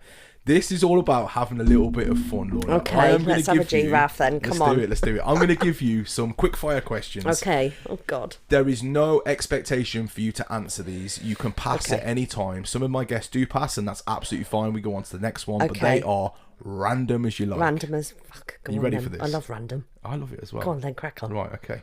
If you could have one song play each time you enter the room for the rest of your life, what would it be?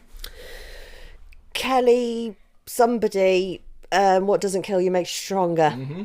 That gets me going. That's applicable. That makes me rave because of the words. The words, of course, Yeah, of course. 100%. If you had to eat one meal for the rest of your life, which would be pretty boring for the rest of your life, but what would you choose? Spag bowl.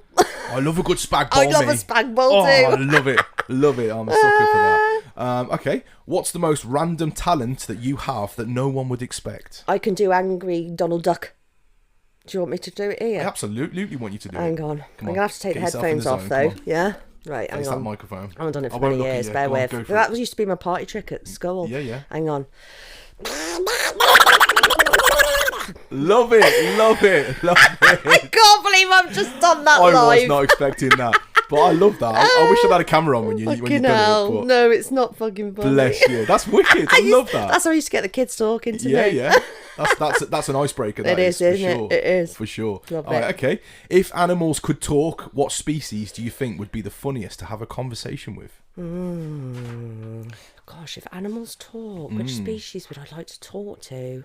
Birds. Yeah, okay. Yeah, I'd I love like to have a that. conversation with a Yeah, bird. all right. Just to see, like, what their life is actually like. Yeah, yeah, yeah. Because I think they've got it easy, but I guarantee if I had a conversation with a bird, they'd say different. Trust me, right? These birds haven't got it easy round here. We've got 6 cats next door, and we've got 2 cats of my own. They're always hanging out of their chops, so they ain't got it easy round here. Trust me. funny. What is your go-to karaoke song, or would you rather never sing again? I have never sung in my whole life, even though I do sing like a bugger, but I sound like a drowning cat, babe. I've never been to karaoke in my whole freaking life, not but gonna if I collab- had to sing something, I'd possibly sing Hurry, hurry, hurry now, yeah, yeah, quick, yeah, quick, yeah. quick. Stop, Happiness. stop, 'cause I It's don't called wanna Happiness. miss this. Yeah. Is that what it's called? Yeah, it's Oh, called okay. Happiness. Okay, I Favourite like that. tunage. So you're not going to be collabing on any tracks with me No, am anytime I fudge soon? lovely? That's out the window then. No, isn't it? darling. Damn. What's your guilty pleasure when it comes to snacks or junk food? Oh, fuck a duck. That's a box of cereal. Peanut butter. I thought you were going to say Peking duck then with the fucking duck. Peanut butter is my favourite go-to, so I'll either eat that out of a jar with a spoon, or I'll eat a box of cereal whilst watching Love Island. That's my munching. Love it. What's the worst haircut or fashion trend you've God. ever tried, and would you rock it again? No, never, because they took the piss out of me massively. I had me because I've got natural curls, haven't I? But I didn't understand how to look after curls when I was a kid, so I chopped it off into a bob. And my year 11 picture, I got my nose stud in with a plaster over it with this bobbed head cup. Fucking hell, I looked like an absolute tool. And I used to wear my dad's shirts as well, because I didn't have like any fashion style because my mum had passed. So I used to wear my dad's fucking YSL shirts or his Lacoste shirts. Bless you. Never again. Okay, all right. What's your favourite way to waste time on the internet when you should be doing something else? TikTok. Oh, TikTok, man. I You fall think down a rabbit hole, I'm don't a you? bugger for it. Jeez. I don't know whether it's the addiction to the scrollingness or the people that I follow. But yeah, TikTok is like my favourite Yeah, go-to. Bit of same. a obsession, which I was only introduced to it through my kids at COVID. But Yeah, Jesus, it's lethal, isn't Yeah, it? it really is. It really is. If you was a flavour of ice cream, what flavour would you be? Oh my gosh. Listen to this then. I would be rum raisin mixed with a bit of chocolate swirl with a bit of raspberry with a bit of everything. I think I'm a bit of all ice cream flavours. Rolled into one, yeah? Yeah, Come 100%. on, love Love that. that. All right, okay. So, would you rather always have to sing instead of speaking, or always have to dance wherever you go if you had 2 choices? Dance everywhere, Dance darling. everywhere, yeah. I dance You're fond of a everywhere. good dance, I aren't you? always do, darling. Even in the supermarket, my kids are like, "Mum, this is not a Zumba class. Stop dancing." Love that. Yeah, If you could teleport to any place in the world right now, where would you go, and what would you do first? I would go to heaven to have a conversation with your my mum. mum. Of course you would, bless you. Of Yeah, course you would. Yeah. If you had to pick a new name for yourself tomorrow, what name would you choose? Oh gosh, that's random as hell. I know, I told you these are random. You're doing well, though. Something that isn't bloody Lorna, because I remember being a kid. Could you find a freaking tea cane with Lorna on, or a cup with my name on? So some sort of name that isn't as random, a bit like Ruby. I'm not a massive fan of my name. Like, if anyone calls me Adam, I'm like, no, only my mum calls me Adam. Just call me Ad. Yeah, call me Ad. yeah, I much prefer that. But then again, everyone just calls me Dribbz. And in fact, I met someone not so long ago, and they were like, oh, fuck, your name isn't actually Dribbz. I'm like, do you think my mum would have called me that? Like, come on, what the hell?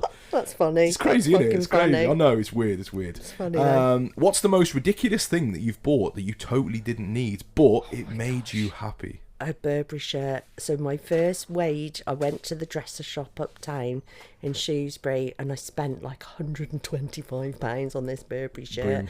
And I couldn't justify it. I had no meaning for it, but it was just purchasing it. Have you wore it?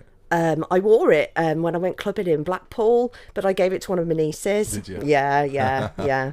Lucky niece. Yeah. If you was a ghost, who would you haunt first and why? Oh, God. I know. Oh, There's my a few on God. my list that I'd make their life a living hell. I think if I was a ghost, I'd love to go to like a orgy club and just watch everyone having sex without having to get involved in it.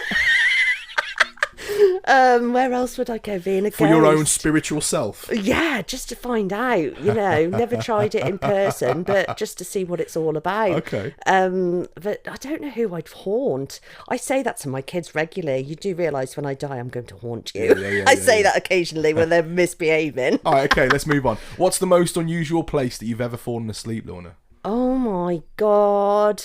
Random place I've fallen asleep at. I can't bloody remember, really. Random place I've slept.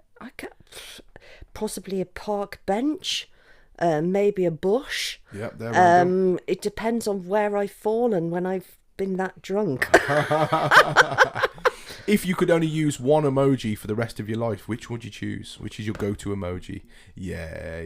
Love heart. And that sums you up as well. Yeah. And finally, and this wraps up the whole podcast, Lorna. Okay. What do you hope that my listeners take away from listening to this podcast? I hope I've given them courage, and I hope that I'm giving people finding the motivation in life that you can achieve everything that you want to do in life, reach for the stars. And I just hope that this gives people hope and encourages them to seek that light. Yeah. Fantastic answer. So how have you found the podcast? At the beginning, I was shitting myself. Okay. But halfway through, I was in the flow. And to be honest with you, I'm very grateful that it's finishing now because I'm desperate for a fag, a drink and a wee. I love the honesty there. Well, you have been locked in to Lorna Walker on the Dribbz Talks podcast. Thank you so much, Lorna. Like I said, once again, for sharing everything. I feel the lucky one to have you on. So I really appreciate it. And I'm glad you made the effort to come, because when I approach sensitive subjects, people will either run the opposite direction, ignore me, or just not turn up in general. I've had people not turn up, last minute nerves. And I get that. I get that. I don't judge anyone. No. But this is always open again to you. So maybe we could revisit in a few years' time to see if them coffee mornings have gone national, if you are going into schools, because the possibilities are endless. They are. Keep You've with just me, got to believe keep in touch yourself. with me, because we won't just leave it here and I'll never speak to you ever again. Genuinely, you've given me a good vibe, and keep in touch with me because I might be able to bring some things to the table for you. All right, babe. Genuinely. Thank you so much for having me on. You're very welcome. And to all my listeners, please like, share, subscribe, all the good stuff.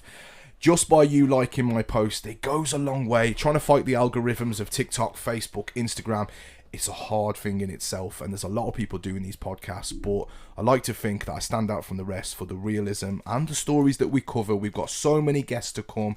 We have only just started with the Dribbz Talks podcast. Thank you so much, and keep it locked. Ladies and gentlemen, welcome to the Dribbz Talks podcast. We're bringing it to you real, raw and uncut. A safe place where we can talk about anything and everything. So like, share and subscribe. But most importantly, keep it locked.